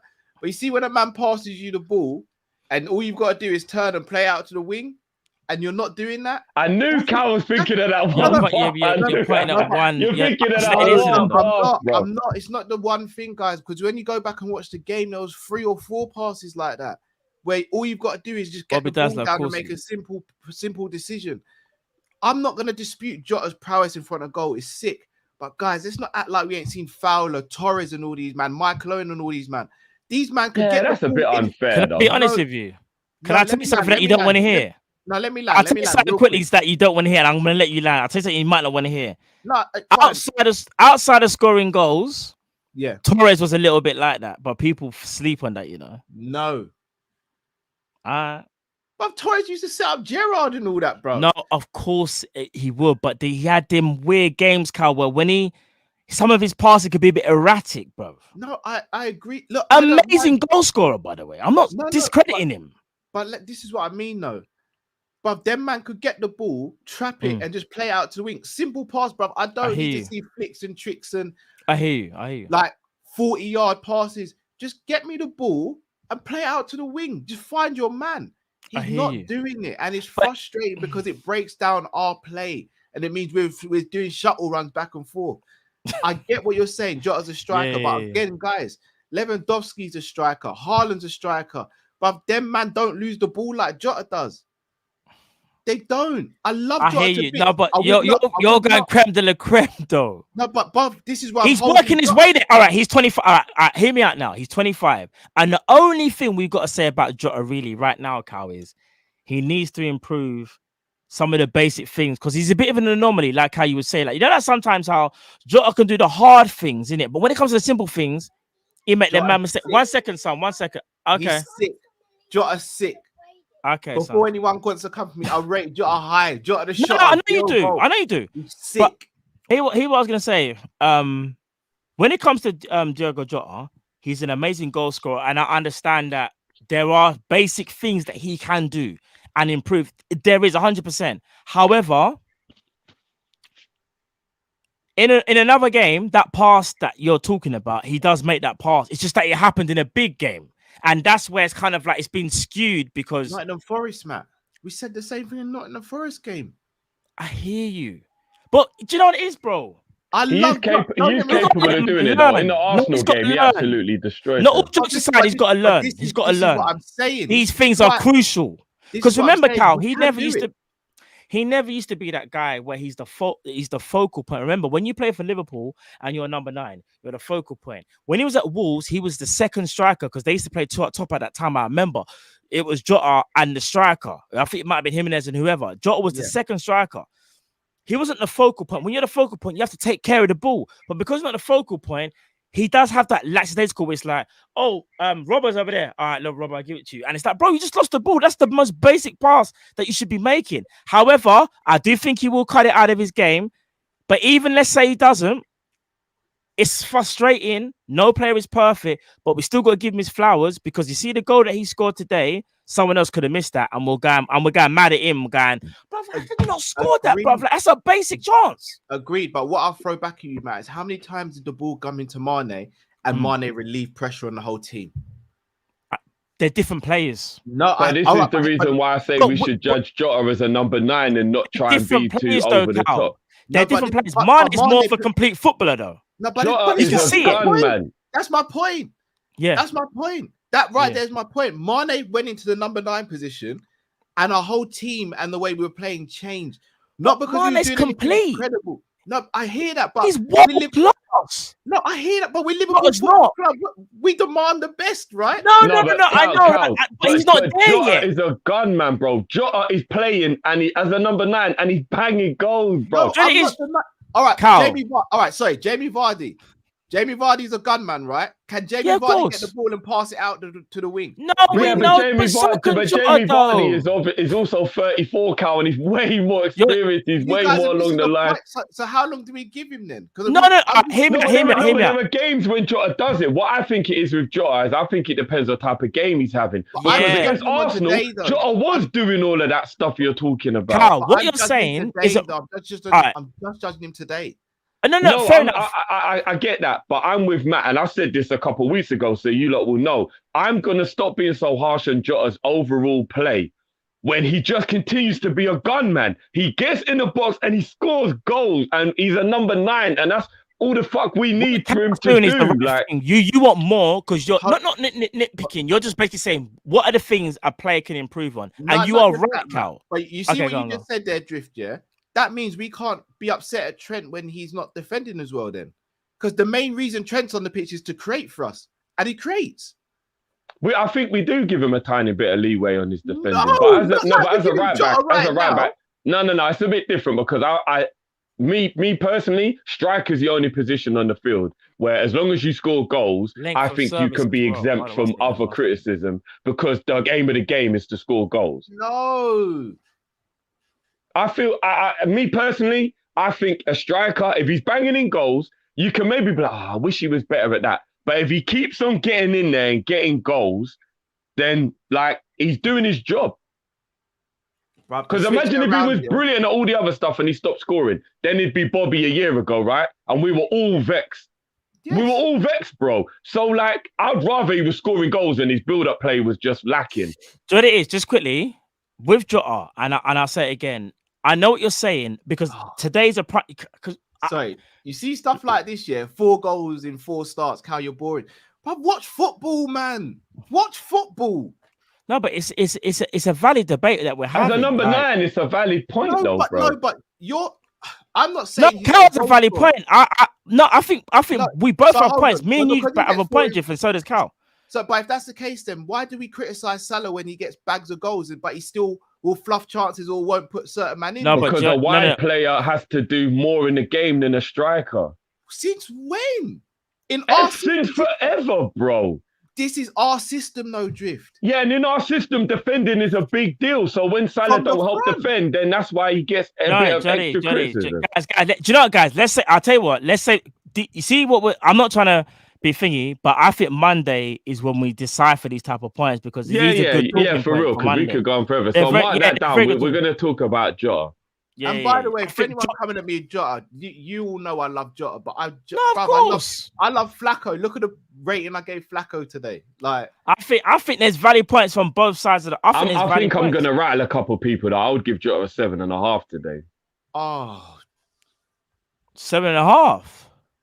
Because I would have given him a 6.5 for his performance, but he scored the opening goal. Jeff, we were tag teaming right there, but I'm not gonna lie. but I'm just sticking to what I said before. When it comes to Jota, if he keeps continuing to be a gunman, I'm gonna give him a point more because he's doing his job, man. No, but Joe, it is though. We're doing that whole thing of but see, this is where I disagree with you. I'm commending him from what he's done, which is score a goal. But when you rate a player, it's not just about scoring. It's about overall. What did you do today? Like, what did you do? Like, when you woke up today, he wasn't that bad, you know. No. I'm not saying that. Take away the goal, Drift, because you're giving him a mark for the goal.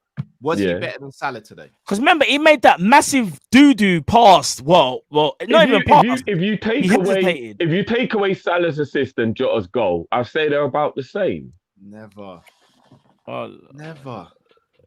Fam, you can't get a 7 now. I'm gonna be real. He scored a goal today, very well. But like I was gonna say, I understand Cal's point. So I'm backing my own point because he scored. I understand everybody's point.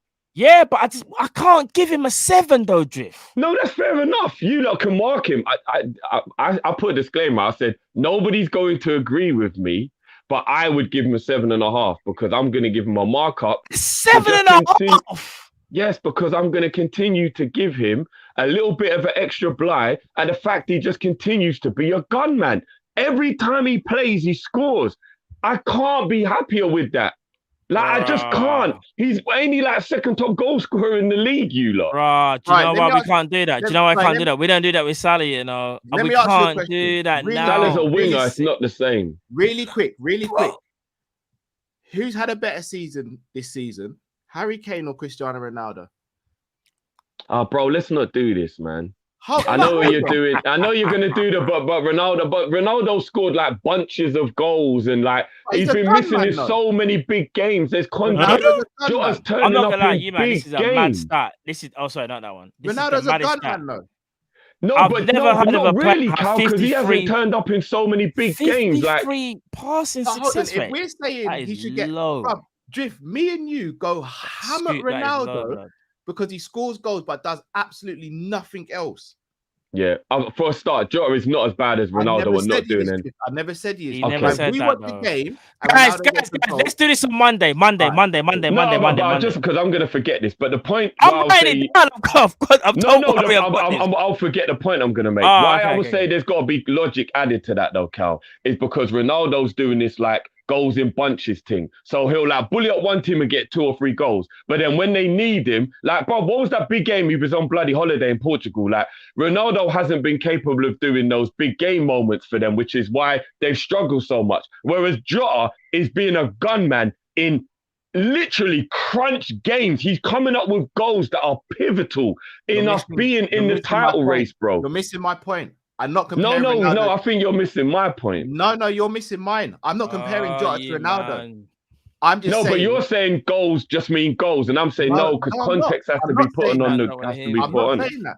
I'm not saying. So why was Ronaldo the example then? Because we're saying Jota's a gunman, so he's allowed to be exempt from doing certain things. But when Ronaldo is just scoring goals and not doing or having a poor game outside of it, we don't jump to Ronaldo's defense saying, "Yeah, but he scored goals." We call it Ronaldo. No, but Cal, Ronaldo doesn't. We say Ronaldo don't press. Jota does. I'm making the notes from now. Ronaldo, no, Cal. Ronaldo don't press. Jota does. No, but Ronaldo is a very poor example, bro. Why is very poor example? Jota had a bad game today. Ronaldo usually has bad games, but Ronaldo scores and Jota scored today. But we would cuss out Ronaldo, and rightly so, but we're saying Jota gets a blight. But Jota was still pressing well today. No, he wasn't. Yes, he was. How? Bro, Jota was still pressing well today. In the first half, he was one of the only players who was pressing. Come on, bro. Ronaldo just stands there and does nothing all game, bro. After a man doesn't mean Nah. bro. That you're way off there, bro. You're way off. How many times did he win ball back and all that? Nah, Jota presses well. If there's one thing we can't do is talk about his work rate or his energy levels or any of that. Ronaldo just stands around, bro, waiting for the ball. Jota is always working, bro. Always, regardless. But anyway. What did you actually give Jota anyway? I gave him a 6. No, 6.5, I think it was. 6.5. Okay. Hold on, guys. One second. 6.5. I said 6.5. One sec. Fair You dues. gave him a 7. What did you give him, Drift? I would have given him a 6.5, but I'm going to give him an extra point up to a 7.5 for scoring the crucial equalising goal. So 6.5 then. Yeah, his performance was a 6.5, yeah. Sadio. Here we go. I'm ready for the backlash after I say this, but I don't give a shit. Man of the match. I thought, for Liverpool anyway. I don't think he was better than some City players, but I think he was our best player overall. Alisson, for me, was man of the match. I get where you're coming from on that, I do. But of the outfield players, I thought he was exceptional in the second half. I thought he had a 4 or 5 first half, like he was kind of in and out, having some poor touches and stuff like that. So he wasn't terrible in the first half, but he wasn't good either. But in that second half, he was a man possessed. Like he was unbelievable in that second half. And it wasn't even just, I'm not even going to talk about the goal. I saw him controlling the ball, laying it off, holding it up well, taking people on, coming deep, turning, passing, playing in balls, coming back, tackling. What was that time when he was the one who made the defensive tackle on the edge of the 6-yard box? Coming back for corners. He was a man possessed in the second half. I thought he was brilliant in the second half. So I would give Sadio an 8.5. Oh, so second half, I thought Sadio was probably a 9.5. But in the first half, I thought it was a 4. So because of that, I'm probably going to go over 7.5 or I'll probably go for an 8.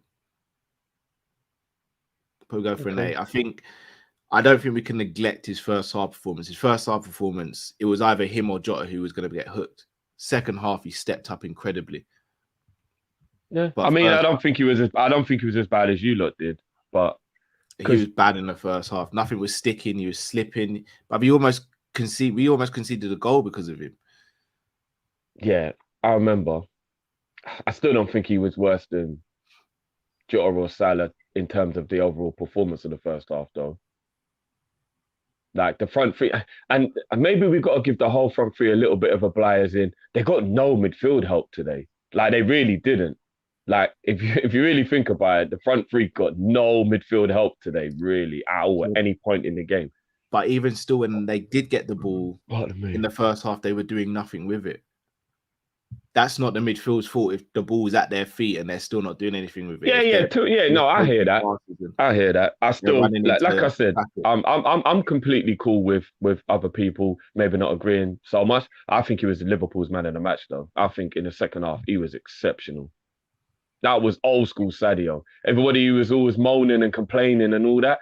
That second half, whatever happened at second half, Sadio was like, "Nah, it's my birthday today. Fuck this. I am not having a bad day today." Plus, he's fasting as well. Man came out in that second half and moved to Man City. And the finish was beautiful. Wonderful pass from Mo as well, don't get me wrong. But that finish, that is not an easy finish, you know. Keeper advancing, putting him off. Wonderful. That was a fantastic finish. Fantastic. So Sadio was my man of the match.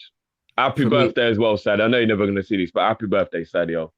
For me, we'll have to wait till Matt comes back into it, so Matt can settle it between an 8 and an 8.5. While we're waiting for Matt, let's drop the beat for Mane one more time for his birthday, bro.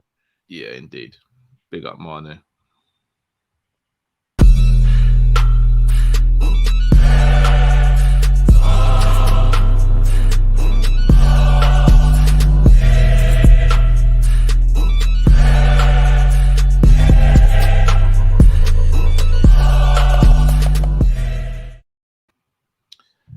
to get through some super chats. Long distance Liverpool says, I think they're going to gain motivation out of this game because we were on a momentum and they stopped us in our tracks.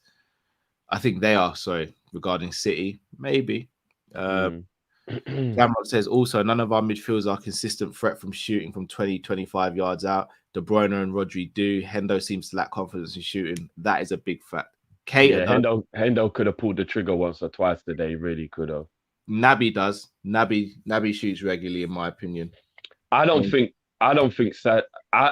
Naby is brilliant at like hitting half volleys, but I don't think he's good at shooting when he's dribbling. You know, like if you're like running and you shoot, I don't think he's good at that. But what I do think he's good at is if like the ball rebounds and bounces or drops to him, he's brilliant at like hitting a volley. So it depends what type of shooting you're talking about. Because I don't really have faith in Naby hitting a great strike after like making like a 20-yard run, for example. And then like, but I shoot Naby. He's not really good at that. That's Ox. That's when you need Ox. That was what he was good at. Driving and then like having a good shot. So I think it depends what the scenario is. Yeah. Ason says we complained when Bobby did all but score as number 9. I don't think we did. I think people forget. We did, bro. That was the issue. We weren't putting the ball in the net. You know what I mean? No, but we were moaning when Bobby wasn't playing well and still wasn't scoring. That's when people started moaning. Before that, no one was moaning. Well, not Liverpool fans anyway. Like other fans would be like, oh, he's your defensive striker. But if you think about it, before last season, when Bobby just completely is hold up playing, everything went and he wasn't scoring, that's when people were jumping on his back. Before that, we didn't care. 1920, he scored 1 goal at Anfield the whole season. Not one Liverpool fan was fussed about it. Nah, he was the road warrior that season, bro. We got a bag of winning goals away from home that season. But also Drift. All right, case in point, the Southampton game, we beat them 4-0 that game. Bobby, if I'm not mistaken, got 3 assists in that game. No one gave a damn that he didn't score. Why? Because but if he gets an assist, then obviously that's why. But we can look at other games where he just played well, didn't get an assist, but he did what he had to do. The Tottenham game that season, yeah, he got the winner, but before he got the winner, he was still one of the best players on the pitch because he was linking up players, pressing well, he was passing well. But all right, so let me just ask you this quickly. It's not. You know some of those chances that Bobby used to miss that would just have us so infuriated. Yeah. No matter how well he played, just the fact he missed that chance, Jota would have scored most of those. Facts. But why did we get infuriated, Drift? Because they were what? Because he wasn't putting the ball in the net, bro. No, because they were easy chances, Drift. In the same way we get frustrated. Yeah, that's what I'm saying. He weren't putting the ball in the net. That's what I'm saying, bro. No, but the point was we were getting annoyed because we looked at those chances as being easy chances. The reason I get annoyed at Jota is because his passing accuracy is for easy passes. If he was trying to do 40 yards, if he was trying to do Trent stuff, I honestly wouldn't care because I'm like, right, you're trying to ting here. But when I'm seeing him passing left and right, or he's just passing IQ just completely off, I'm like, it's got to be. I don't think he's as bad as you're saying, you know. I don't. I don't. I think you should watch some of the games back. Like, Jota's sick, and I don't want him out of the team or anything like that, but I think it has to be looked at. His overall game can improve. His overall game can improve. Just quickly. Last thing about Jota. Hear this now. I'm going to read something for you. Jota's goals against Man United, Atletico. No, I thought it was away from it. No, go on. No. Last things. I just saw this now. Jota's goals against Man United, Atletico, Arsenal, Everton, Spurs, and now Man City. That's pretty impressive. Can't lie. It's pretty impressive. Facts. That's pretty impressive. And that's why performances wise, difference. He's clutch. But performances though have a bit left to be desired. But he scored goals. I can understand, but the number 9 is the only position on the pitch. I think if you're scoring goals, you can get away with other elements because you're still doing your job. You're putting a ball in the back of the net as a number 9. You're doing your job. So, but I know we're never going to agree on that. So let's chop it up to more.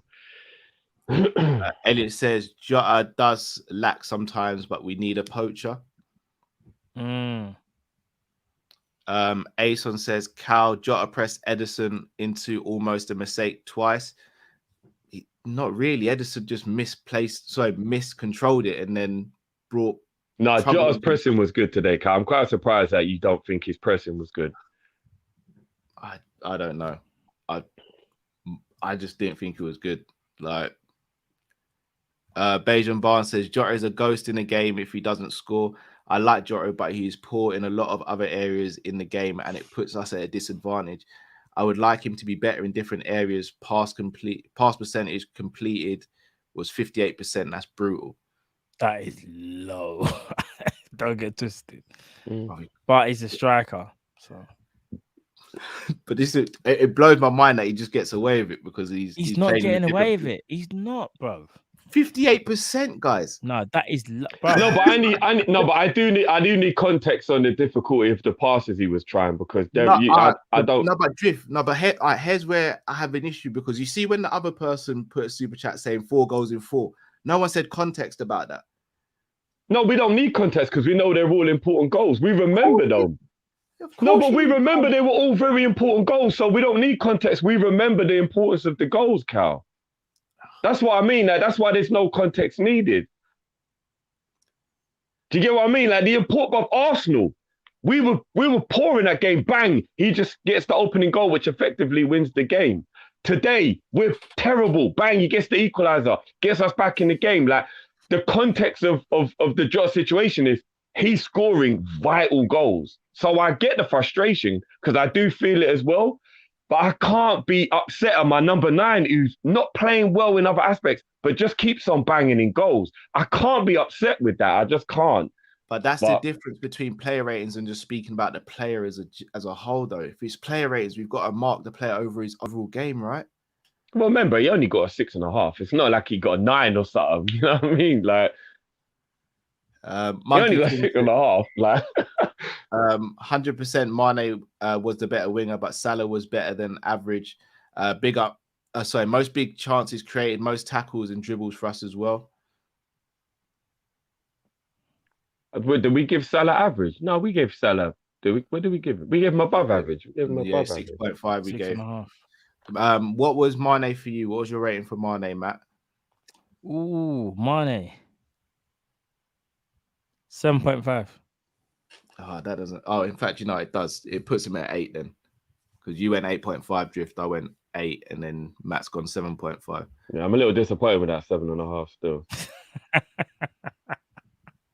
I would ask for you to explain it, but it might cause another half an hour debate. Since we're doing, I'll boost him up to an 8. You know why? And I'm not saying it because you said it. It's because he's on an 8. Huh? Oh, then you'll give him an 8. Oh, I would give him an 8. Then he's still an 8 then. Like I give him an 8.5. All right, cool. There you go. It's his fucking birthday as well. Because when I think about it as well, the reason why I just said that off the cuff, I was just thinking about Jota and I was thinking about other stuff actually, funny enough, for Monday, and then I was thinking about something completely different. But in terms of Mane today, Mane played very well, man. Like I can't even front. He got a goal today, and he went, especially when he went through the middle, bro. You see how we're talking about how he would like a player that can do everything. He can do everything, bruv. You know why though? And this whole debate, when we talk about that little debate earlier about him and Jota, Mane is a seasoned, world-class player. Seasoned, fam. What he has on Jota is they're on different levels. What Mane's done in his club career compared to Jota is different. We're just hoping that Jota can reach that level. So that's why I kind of look at it as like, I know when you're saying, Kyle, like, look at the difference between what Mane does in the centre and what Jota does, but Mane's on a different planet when it comes to his overall, in my opinion anyway, overall. I don't think anybody would compare Jota to Mane though, Matt. So yeah, I think he was a 10 second half. Because Jota, in my opinion, is still learning that role. I just think he's adapted to the goal scoring part, but in terms of the other responsibilities that you need to be like the perfect sort of like striker for Liverpool or false 9, whatever you want to call it, you need to do a bit more. So that's why I understand where Carl's coming from, but he's got the goal scoring point, and that's arguably the hardest point. So no, we're not just gonna give man. Who would you say was man of the match today, Matt? For Liverpool. I'd probably say De Bruyne was the overall games man of the match if I was being unbiased. KDB was running things, but for us, I would say for me it's either Sadio or Matip, you know. Raw, you think Matip was man of the match? Sadio or Matip? I'm I quite think Matip surprised at was. that. I thought Matip actually played very, very well in the set. Like I think Matip was so underrated, man. No, but we're talking about this game, and it's not like overall. No. In this game, like I genuinely felt like he made it. The thing is, there were so many transitions that were so quick when we lost the ball, and Matip stepped in and won the ball back and then started off an attack. It almost went unnoticed because it's normal from him. But we done it regular. Not only that, I thought Sadio Mane was absolutely sensational today. I cannot lie. Like he got a goal, held up the ball well, and especially when he got moved into the center, that's when you saw that for me, like the true Sadio. Well, remember, we Sadio was Mane. worried. We even said it during the show. We was worried it was gonna ruin his game, moving him central because of how well he was playing out wide in the second half. But he just continued and was just the same good player in the second half. But no, fair enough. I ain't got a problem with you saying Matip if that's what you believe. But yeah, I think Mane was definitely our man of the match for me. Matip, Mane, and Becker were the three.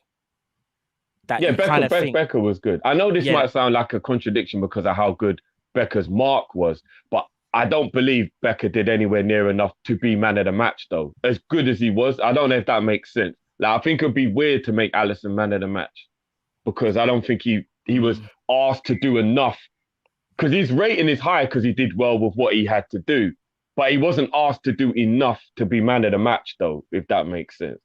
But I don't know if that sounds like I'm contradicting my point of you get where I'm coming from. But no, I get it coming from. I definitely think it's out of them three though. Out of them three. Matip, Mane, and Becker. I still think those three were probably our best players. Thiago a little bit lower, but Thiago played well as well. Especially second half. But I'd say that out of them three, me personally. Thiago, I think the yellow card stopped Thiago continuing his good performance. I think he calmed down a lot after the yellow card. I thought I think Mane's hold up play. Like, Robbo too. Yeah, that's true. Robbo had to calm down a lot after that yellow as well. Yeah. But yeah, Sadio on his birthday, I can't even lie. That's a big deal to get a great performance on your birthday. Still, that can't be underrated. So yeah, big up Sadio. Substitutions, Diaz played within himself a little bit. I thought he could have cooked a bit more today. When he came in. I would say 5.5. But remember when I said to you, Cal, I'm always a little worried that coming off the bench, he'll never be as impactful because he is a start from the beginning player. And I know we only have a sample size at Liverpool, but that's the third time now he's been a sub and hasn't made anywhere near as good of an impact as he usually does when he starts the game. So there's a little part of me that feels like Diaz is a better player to start than to bring off the bench. That's a fair argument. So I'd give him a 6 because I still think he was causing problems. But like I think he could have cooked a lot better than he did. There was 1 or 2 times, maybe because he knew it was Carl Walker and he's thinking, well, I can't really pace him out, so maybe it isn't like worth trying kind of thing. But I still think he made an impact to a degree. I think it's a 5 from me. Yeah. Raw. All right, that's a bit. I said 5.5, 5 max, but I think 5.5. We'll go 5.5 because it's in between mine and Drift's one. Bobby. He wasn't really on long enough, was he? 2 seconds, maybe. Like, didn't really. How long did he get? Did he even get 10 minutes in total? Like Bobby came on a lot earlier than people think, you know. Did he? I feel like it. Did he? No, I think Mane only came off in the last 5 or 6 minutes, didn't he? Yeah, remember 6 minutes left. 6 minutes. When he came on. I think Bobby got 10 minutes, including injury time, Cal. Okay. I don't really remember him getting involved. Though. I don't remember him doing anything though. There was one. I remember one time I think he did. There was a nice bit of play out on the right wing, and then I think he did a good pass or he crossed it in. Other than that, I don't remember him getting involved though. Just have to be a 5, I guess, because I just don't remember him doing much. And he weren't on the field for long anyway. Naby came on 78th minute. He didn't do anything, if I'm being honest. I don't think he did anything. He did more than Bobby did, but I'll call it about 50. He didn't do nothing. I don't even remember him doing anything. I'll give him a 6 because he probably did a little bit more than Diaz. I felt like Naby looked I think 5 would be fair for Naby. Yeah, I think Naby's a 5. I'm being honest. I thought he was bruv. He didn't do anything. You think so? Yeah, Yeah, do you know what Nothing it is? special, but I think he got a bit more involved than I Diaz think did, though. 12 minutes to try and stamp your authority in the game. When I kept on saying like maybe just after like half time, even like put him on the pitch, I just don't think he had enough time to assert himself. It's one of those games where I felt like he needed more time to get to the speed of the game and really try and make things happen. That was the frantic Oh nature yeah, of the game. I don't think he was brilliant, but I think coming off the bench with only 12 minutes to go, he kind of got involved though. Like he did get stuck in. It wasn't like he was like on the periphery or let the game pass him by. Like he did get involved. So that's why I would probably still give him a 6 like Diaz, because I think he did get like I'd give for him a 12-minute cameo, he was involved. Remember, I'm only judging him on 12 minutes. It's not like a comparison with everybody of else. course. Do you get what I mean? I think in 12 minutes he got himself involved in the game. So, well, yeah, I mean, I'm not going to argue, but I would have given him a 6 for his 12 minutes. Fair enough. What are we giving Klopp today? Oh, this is a tough one, isn't it? I'll let you lot go first on this one. For me, Klopp made 2 mistakes. Yeah, he made 2 mistakes. Should have taken off Henderson. In fact, I know hindsight is a killer, but looking at it now, I shouldn't have started him. I would have started Naby. And I think maybe with the Diaz thing, he could have brought on Diaz a bit sooner, in my opinion. He could have even brought on Diaz at half time potentially. Those are only 2 mistakes. Who's to blame for the first half being so poor? The players or the manager? Players, because it's the players, bro. Like he's basically giving you all the ammunition you need, and you can't execute. So I'm not putting that on Klopp. I think He's done the managerial thing. A draw at the Etihad can never be lower than a 7.5 because it still just about keeps us in the title race. So I'd go with 7.5.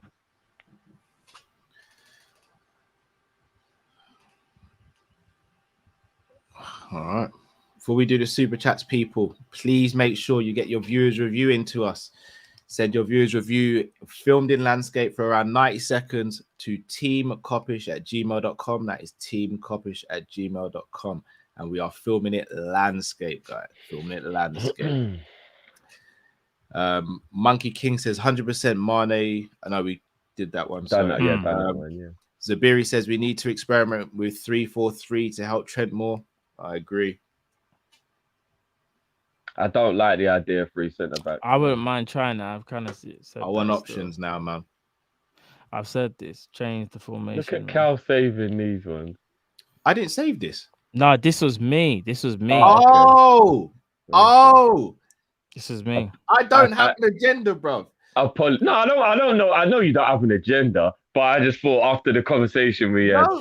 Honestly, this was me because I find it No, my bad. I thought it was you. I'm actually leaving the Jota conversation alone because I think it comes down to a preference. Like I'm not going to be swayed on my opinion, but I don't think you're going to be swayed on yours, Drew. This is what I was going to say.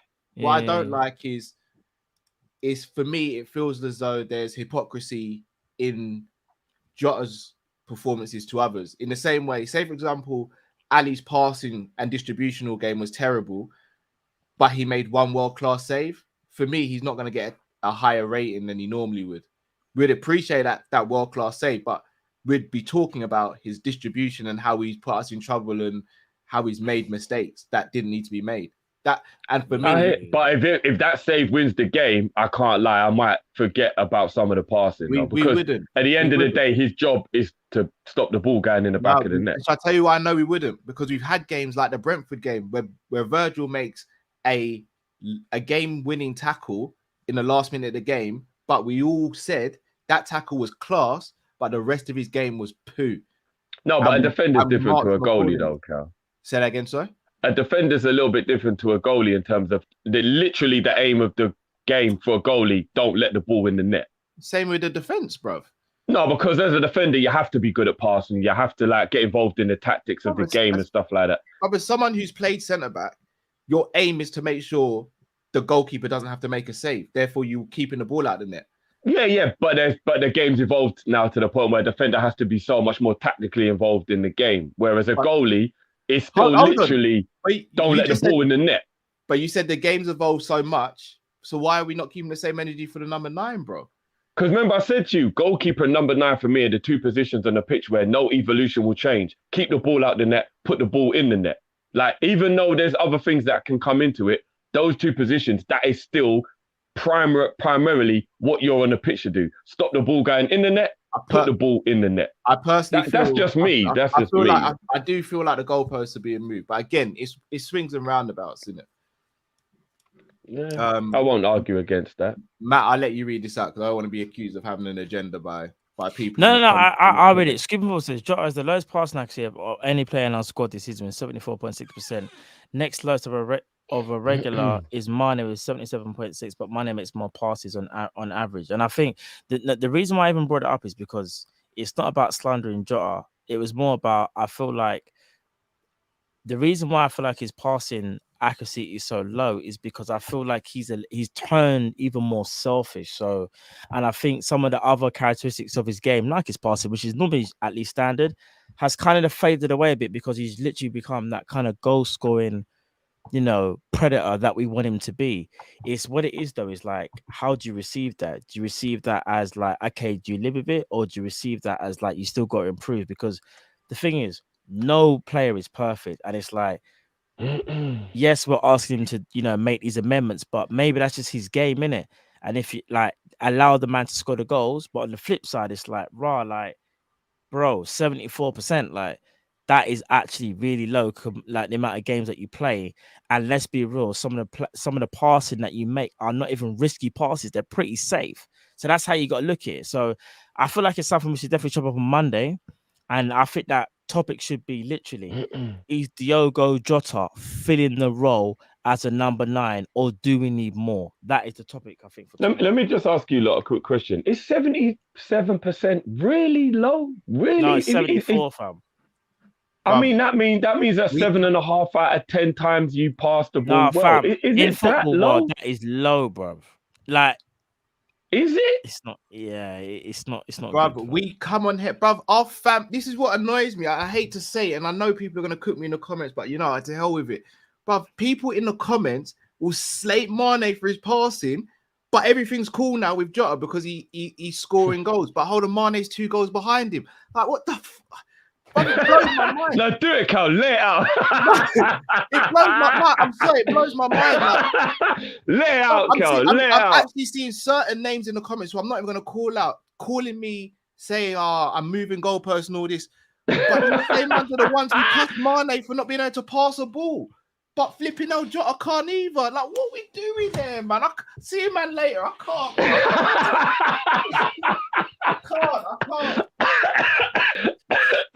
Whoa. My headphones, they drop off my head top, bro. I'm not gonna lie. It is a little bit different for Mane and Jota because Mane's a winger. So Mane's passing does have to be better than Jota's as a winger. Again, I just think, why is it? Why does it have to be? In my opinion, I think a winger's got to have better passing than a striker, Cal. They do. Why? Because a winger's job is to create, whereas a number 9 is putting the ball in the net, bro. That's what your job is, bro. To put the ball in the net. Bro, that don't mean you don't have to pass a football, bro. No. I'm not saying that. I'm just saying I would expect if somebody said to me, all 11 players are here, and I'm going to give you all these ratings. Which one of these ratings do you put onto the player? Yeah, I would probably say the bottom 3 averages I would give to the goalkeeper, to the striker, and probably one of the centre backs. Do you get what I mean? Like if it was like a list of 11, the 3 lowest on that list. Do you get where I'm coming from? I'll say centre back, goalkeeper, and striker will be the 3 who would have the lower percentage just based on what position they play on the pitch. My point is, Drift, Robbie Fowler. We will never sit here and say Robbie Fowler was a sick creator. But bro, how many times did we see Fowler give the ball away? On a real. He played in a different system, though, Cal. Oh! No, he did, bro. He played in a different system, bro. We'll do this all night. Yeah, we'll do it on Monday. We'll do it on Monday. Tomorrow, yes, tomorrow. I'm saying Monday. Monday. Everyone comes for me as well. It's not tomorrow. Guys, back me up on this here. What did I say at the beginning of the season? Who do I want as my starting number 9? Jota or Firmino? No, nobody thinks you don't like Jota, bro. Nobody thinks. No, but I need this to be clear. Now you wanted Jota. Now you wanted Jota. yeah. You wanted 'Cause, Jota, man, but now I you got a even saw problem with someone it. in the Though. comments That's say the for killer. Though. Now someone you who wanted doesn't Jota, like, but now you got a problem with it. Though. no, I've got a problem. I've got a problem with his performance today. Here's Yeah, the thing, because you're Matt, yeah? nitpicking. But again, No. you're allowed to do that. Nah, Though. here's the thing, man. I saw someone in the comments say, bloody, oh, for someone who doesn't like Pep, Cow is going overboard with his Jota thing, which Pep did to Aguero. Boys, did we see Aguero misplaced passes? Like, Pep is a flipping precision merchant. Like, you've got to have 96.7% passing accuracy to be in a Pep system. I'm not asking for that. I'm saying if you've got the ball and you can play in a man and you get it wrong, I'm going to speak about it. I speak about it with Salah all the time. How many times are people coming out and do it with Mane and Salah? But why is Jota get a free pass? It makes no sense to me. No. Here's from my point of view. This is what it is. I will start analysing more the things that you're upset about, even though I do see exactly where you're coming from, if he stops scoring goals. But while he's gun-manning, I'm not going to be angry at that because he's still doing the job he's on the pitch for, which is what I've said all along. I think you lot already knows. So maybe it will start infuriating me a little bit if the goals drop and then he's still playing like that, because then there's not going to be anything for me to be like, well, at least he did his job. But while he's scoring goals, I'm not going to be as bothered by it as you are. All right, Drift. As Trent got an assist in the first half, but we all said Trent's performance in the first half was poor, right? Oh, if this is true, this might throw the cat amongst the pigeons a little bit. No. If that's their stats for today, that might throw the cat among the pigeons a little bit. No, remember that was Jota's was today. Jota's today was 50 something. Oh, was it 50 today? Okay. Yeah, we'll move past that one. That one I gave up was for the season.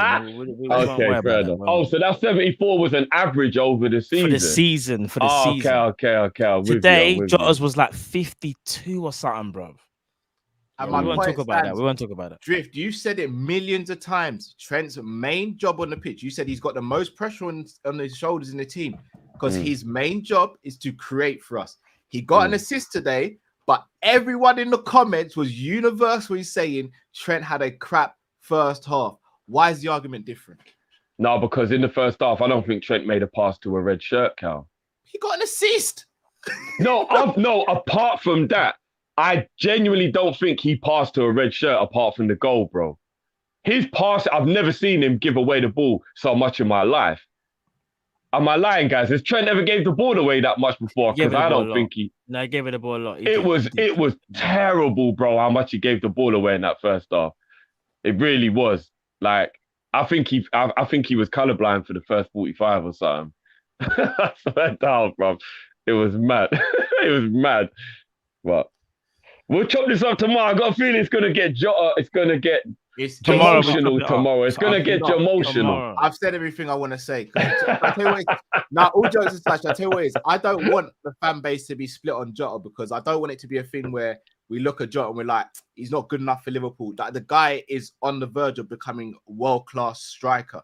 Yeah. But at the same time, if for me, when we're doing player ratings, the whole of their performance has to be graded. So I can't just look at one aspect of his game and neglect the other aspect. But if we talk about Jota as the footballer, I'm not swapping him for any other strike. I won't go that far. I'm not swapping him for 9 out of 10 strikers in the league. So, yeah. And remember, I'll take the blame for this one because I said I'm going to start judging him based on the way I'm looking at it. I don't believe you like have to agree with me. That's why 3D, allow it, man. Just on my. That's the reason why I said I'm going to start doing it. And I know you lot aren't going to follow suit, but obviously I'm just giving my opinion. And I personally, I'm going to start being way less harsh on the other aspects if he continues to score goals, because as the number 9, as I said, his job's to put the ball in the back of the net, and he's doing that. Fair enough. Me personally, and I've always said I want the energy to be same for every single player, regardless of position. I definitely believe that if there's a moment where we're like, yo, the ball's going to fall to one of our players in the 82nd minute or the 90th minute or rare. I think Jota probably goes in everybody's top 3 player they're picking for that moment to drop to. Do you get what I mean? 100%. Because he's a gunman. 100%. How amazing is it that we can even have this conversation about whether Bobby should play, Jota should play, Diaz should play, Salah should play, Mane should play? Oh no, I'm still going Jota over Bobby. It depends what the game. I still think there's going to be certain games where maybe Bobby could be more effective. I genuinely believe it just depends on the opposition, bro. Like you see, for example, obviously we'll do the preview leading up to the FA Cup game. But maybe we should do something a little different in that game because what they were used to today, let's come with something else. And maybe Bobby starting that game ain't the worst idea. So we'll talk about that closer to the time, but we move. We do indeed. Have we got any more super chats?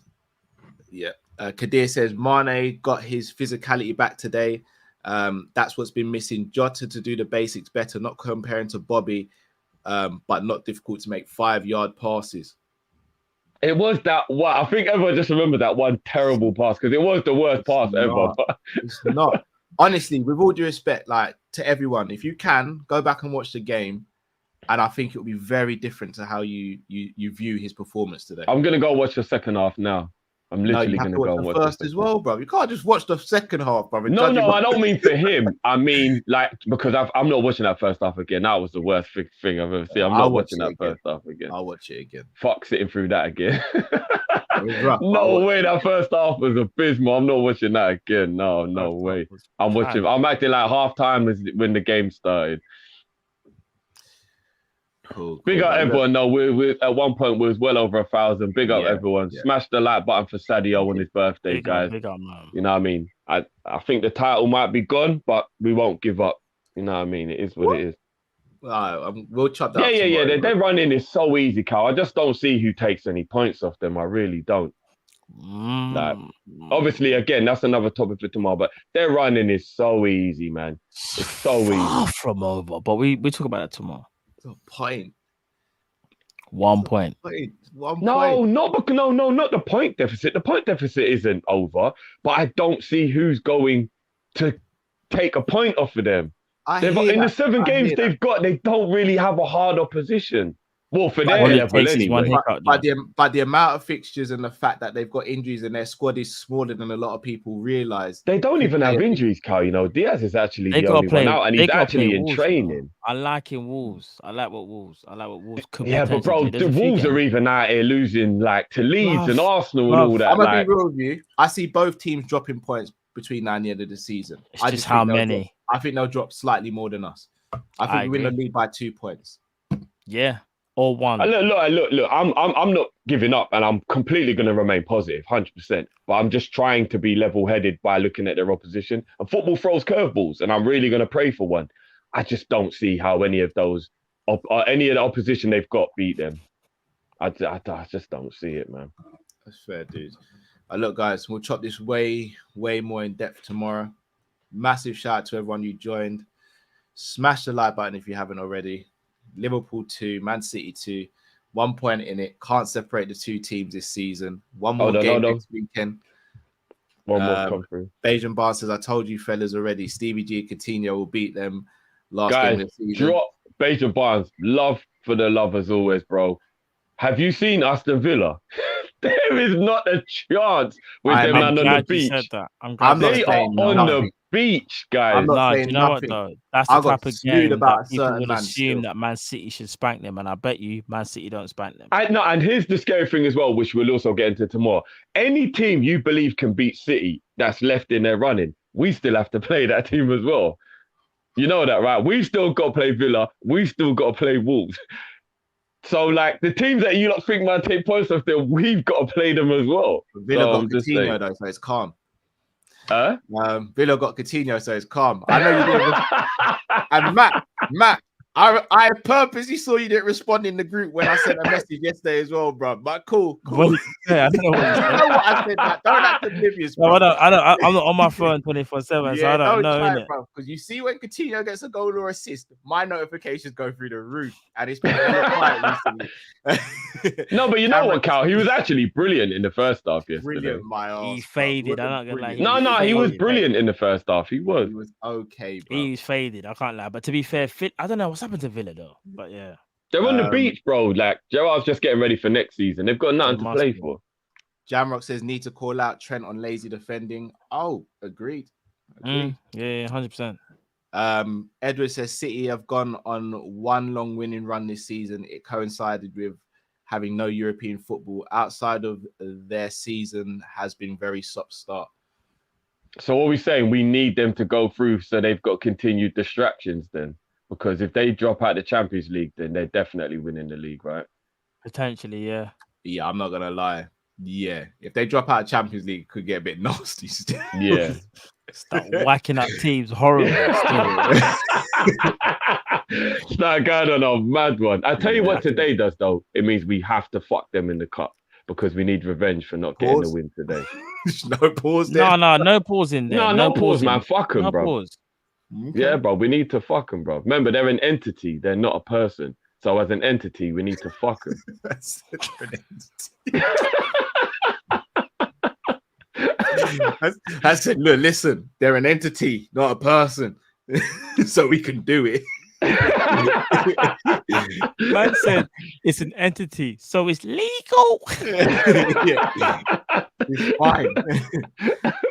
Oh, boy.